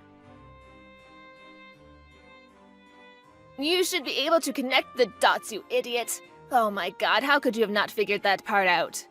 You must really be some kind of stupid. I'm so sorry that you are that dumb. Daniel must have the patience of a saint around you. Yes, you are exactly right. I am slow, and I would like to stop this conversation right about now. So yeah, Thanks for all your kind words. It's been lovely talking to you. I'm sorry that I'm so slow. I'm actually so slow that I can barely keep up with typing all of these words into my phone. You just wait right there. You will be breaking off the engagement with my dearest son. Do you understand me? You will not be seeing him in any way, shape, or form after you say goodbye. Breaking off the... I'm sorry. That sentence was a little too long with a few too many difficult words. Anyway, got a blast. Hey Marie, how are you? I just wanted to touch base and check up on you and Mom. Are you sure that everything went smoothly? My mom has been texting me some pretty angry messages, and to me, it doesn't seem like you two have really worked things out at all. If anything, it seems more like you two are really fighting against each other. I mean, to me, it was pretty perfect. I had no issues getting along with her, so yeah, couldn't have gone any better. Besides, you had already warned me that she was kind of a difficult hurdle to jump, so I went in expecting some form of resistance. No biggie. I knew that you two didn't just start getting along. I'm so sorry about that. I should have gone with you to go see her like I suggested. Can you explain to me what actually happened without cutting out any parts? Oh, I feel like I'd be wasting so much entertainment value if I just told you exactly what happened. I wouldn't want to do that. Instead, why don't we watch the video that I recorded without her knowing at the house together, huh? Come on, it'll be fun. I gotta say, she almost had me in the second half, not gonna lie. I really thought I was about to slap a bitch, but go me. Daniel, what the hell is wrong with your mother? What did she do to make you this pissed off? Oh, nothing too bad. Just enough to make me be a sarcastic ass right back to her. But I was seriously this close to getting into a fist fight with her. Seriously, Daniel, you're worrying too much. Where is your dad anyway? I've heard such great things about Jesse that I was really looking forward to seeing him, but... Dad is away on business right now, and he won't be coming back to the States until the end of next week. He's always going overseas on business trips, so... I see. I think I'm starting to get the picture now. The reason that she chose that time and day in particular. And how she said she wanted to talk girl on girl and made you not be there was all because she just wanted to be a colossal to me. It's all coming to me. The dots are connecting.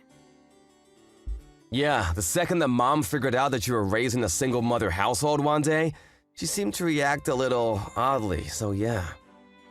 I thought something was off. I figured that she would try to pull something. I just didn't know what she would do. I've got to watch that video now. I know she's your mom, and I really shouldn't be talking about my fiance's mother like this, but Jesus, she is so screwed up in the head. It's so cliche. I know mother-in-law issues, but oh my God. You realize she should be going to jail for what she did, right? It's just assault and battery, full stop. She should be in handcuffs. Wait, what the hell? Assault and battery? What the hell is my mom doing to you? Jesus! Whatever, my point is, I think I'm going to go to the police to file a report against her, so I'll be back home in a jiffy, okay? Just gotta swing by the house real quick. Have some popcorn ready at our house so we can watch your mom in action. It'll be so much fun. Dude, this isn't some kind of game. How are you so nonchalant about her assaulting you? Miss Marie, were you able to break off the engagement with Daniel already? I've been waiting for your message letting me know of your breakup. I would really appreciate it if you just hurried it up about the whole thing, because every second you waste with him is another second that my son could be looking for a better suited partner. Also, it kind of makes me want to throw up, thinking that we are at all in any way, shape, or form related to each other. I would like to keep that kind of relationship with you to a minimum. I'm sorry, I think I told you before that I don't understand when you use big, difficult words in long sentences. I wish I was just as smart as you. Anyway, more exciting news. I'm going to be filing charges against you. I'm going to the police. Yay! Wait, what? What are you talking about filing charges, Marie? Of course, Sherry, let me explain it to you real quick. I think that what you've done to me was pretty traumatizing and should be punished by the law. I don't think I'll have any difficulty proving that it was assault and battery. So, I figured I'd try to file charges against you to see what would happen. I'm even gonna sue you for mental and physical trauma. This is gonna be a first time for me. Exciting! Wait. I think you're blowing this whole thing out of proportion, Marie. It's not that big of a deal. You are aware that courts cost a lot of money, right? It's not like a walk in the park type of money either. Oh, the one and only Bank of Daniel said that he would sponsor this whole lawsuit, so don't you worry about my funds. Your son is my back. Not that I would really need that kind of sponsorship. I make more than enough money to send your wrinkly ass to prison. Bank of Daniel? Wait, hang on. I'm not sure I'm following here. What are you talking about? Are you actually meaning to tell me that Daniel is taking your side after this whole thing? That he would rather abandon his own mother? Well, yeah, of course he would be taking my side. Why wouldn't he? He's got my cooties because I'm always just smooching him in bed. That's disgusting. Why are you telling me that? I don't need to know that at all. Besides, there were only 2 people in that place. It was just you and me. It doesn't matter if you sue me or I sue you. There's no proof of any kind of any altercation at all, so it's not like you can actually say I did anything to you. Oh, don't worry about the evidence part of things. I've already recorded the important bits and pieces. Maybe I should upload it to YouTube. Wait, what? Yeah, I was on DEF CON 1 the second you mentioned something about a chat with just us girls. You really think I would go in unarmed? When I was listening to Daniel talk about you, I could kind of tell that you were a shitty parent. So I really knew that I had to go in there expecting some kind of toxic tyrant. Lo and behold, you were just as much of a tyrant as I expected. Well, to be honest, you went above and beyond what I was expecting. But who would expect your fiancé's mother to be dragging your face into a pot roast, huh? Wait, hang on, stop talking. Why are you talking about recording the whole thing? Where was the camera? You're just lying. Oh, come on, you looked right at it. Remember my lovely cuddle buddy? Mr. Teddy Bear, of course. That teddy bear? You've got to be joking. I think I told you before, too, that teddy bear has been with me a long time, keeping me safe. He never misses a single thing that goes on and always has my back. You bet that he was able to watch and remember everything that happened today from start to finish. He's got a photographic memory, too. Imagine if I went to the police, filed charges against you, and then sued you using all of the evidence within Teddy's fluffy little head. I really don't see how you could beat Mr. Teddy in a lawsuit. Wait, hang on just a second there, Marie. That was just a sort of joke, a prank. You know how things are on YouTube. It's kind of a bad habit I have, pranking people. I had no real bad intentions, you know. It was all in good nature. All in good nature, huh? So in good nature, you decided to try to shove my face into a steaming pot roast? Wow. Of course, dear, I would gladly accept you into our family. You and Daniel should have a lovely marriage together, and I want you two to get along. That's enough, right? I was just a little bit annoyed because I had some poor bitch who was raised in a single mother household who also happened to be dirt broke come over to my house. The whole slapping thing, that was just something that happened amongst family members, so you can just be sure to skip the filing charges against me part, okay? Actually, the police just accepted my paperwork and they're done processing it, so my job here is done. Wait, what? What the hell, Marie? Why would you do that to me? I literally just said 2 seconds ago that I would be okay with you and Daniel being married to each other. I don't have any common sense, like you said. So to me, it was more of a formality to go say hello to you, but I was going to get married to Daniel with or without your blessing, don't worry. I love Daniel and he loves me. We love each other very much, so we're going to get married, plain and simple. Then we're going to officially be family, right? I'm going to be your lovely mother-in-law. Don't you understand? And yet you filed charges against me. You want your own mother-in-law to become a criminal? Come on, Marie. I didn't make you a criminal, Sherry. I would never do such a thing. You're right. You are my lovely mother-in-law. But then, you had to go and make yourself a felon. Why would you do such a thing to your family, Sherry? Because I... Yeah, you never would have done such a thing if you had known that the camera was rolling, right? Of course not. People like you hate when everyone finds out how rotten you really are. You better be careful for the Care Bear's eyes. You never know who's watching. Take this as a life lesson, Sherry. I think you could use it. Oh my gosh, Marie, please just hang on a moment. I got it. Daniel! Hey, Daniel, sweetie. I need you to convince Marie to take her report back and unfile the charges against me, okay? I can't have that. Convince her? I'm pretty sure she has every right to file charges against you. I actually watched the video too. Mom, you seriously went way too far this time. You messed up. I know I was in the wrong, sweetie. You're completely right. But you have to understand that she was also mocking me the whole time, making a fool out of me and the attitude. My gosh, the attitude was horrible the whole time. I just can't have this go down in the records as me just being in the wrong. She was also in the wrong. I mean, okay, yes, Sherry can be an oddball and sometimes a little too sarcastic, but Jesus, Mom, that does not give you an excuse to literally be physically violent towards her. Besides, you chose a specific date and time to call her up. I know what you did that now, Mom. Shame on you. I mean, that's true and all, but come on, think about it a little bit. There's a good reason. I'm sorry, Mom, but Dad and all the relatives are gonna find out about this. I'm not gonna let this go. Wait, what? Why would you do such a thing? Don't do that, Daniel, please. Doing it will just blow things further out of proportion than they already are. No, I'm gonna tell them. I've never really appreciated the part where you're so judgmental of people, Mom. I've grown tired of listening to it. And then this had to happen. I think it's also our fault for letting you say and do whatever you want without actually getting punished for your actions. We can't just blame you, you're right.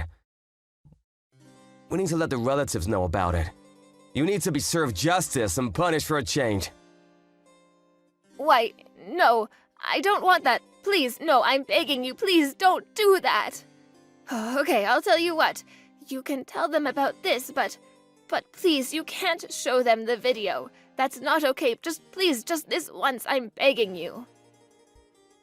I'm gonna show them the video because it's proof that no one is exaggerating or anything. It's the fairest way to get the point across so that no one is treated unfairly. Mom, you have to understand. You need to accept everything that's gonna happen because it's happening as a result of your actions. If you're an adult, you will understand and accept it. I also want you to know that I don't like doing this, Mom. Please just accept this and use this as a chance to turn things. Why? Why the hell do I have to pay for all of this when that poor bitch is the one at fault here? She's so lucky that people in the wealthy class are even letting her eat it all. I was just helping her eat is all. God damn it, how can you do this to your own mother? It is all her fault. Ah, so there's the truth. I see, Mom. There's no getting through to you now. I'm done. I give up. I'm sorry, but I have nothing else to talk to you about. I hope you live a happy life and you're able to turn things around. Wait, hang on. Hey, Sherry, how are you holding up? You doing all right? If you want, I'll help pack your shit. I'm actually really good at packing, and I've got so much time on my hands. You know, without being investigated and all. You little... How much are you going to mock me before you're finally satisfied, huh? Why are you bullying me like this? I mean, come on, I'm not ruthless. You're packing your things all on your own, right? No one should have to do that all by themselves. And Jesse? Oh my gosh. I always wanted a tough father-in-law, but Jesse went above and beyond. He said, "Get the hell out of my house, woman." Ah, words from an angel. You must have really been surprised by that video. How kind are you to everyone else? Literally no one was expecting you to be that bad. Ugh, damn you. I also heard from Daniel how the relatives reacted, by the way. Did I tell you? He said they were petrified watching you assault your own son's fiancée. You apparently don't have the balls to just stay at the house when everyone is judging the crap out of you. I probably wouldn't be able to be around all the judgment either.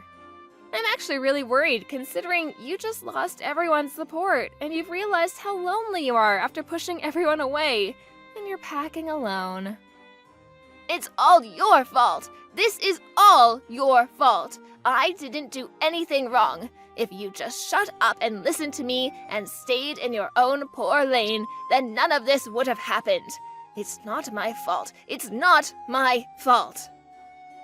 Jesus, you're like a broken record. Poor lady. I'll just let you keep talking, but, I'm curious. Where are you planning on living from now on? It's not like you have any money of your own, right, Mrs. Wealthy Class Lady? You're literally losing your own home, the place that you used to call yours, with all your memories gone, poof. Shut up! I have a few people that I can think of. People that are way too powerful for the likes of you to understand. I have at least a couple people. Oh, wait, hang on. I'm hearing news that your relatives have actually cut ties with you completely. So your friends in high places must be completely unrelated to you, huh? Or are you just bullshitting like you usually do? Come on, Sherry, let's face reality together. Say it with me. I have no more friends, no money, no family, no one is on my side, and I am all alone.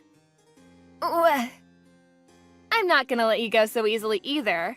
I'm going to sue you for every penny and dime that I need for my treatment. It doesn't stop there either. You're going to pay for all of my emotional damage too. I kind of understand where you're coming from, Sherry. I do.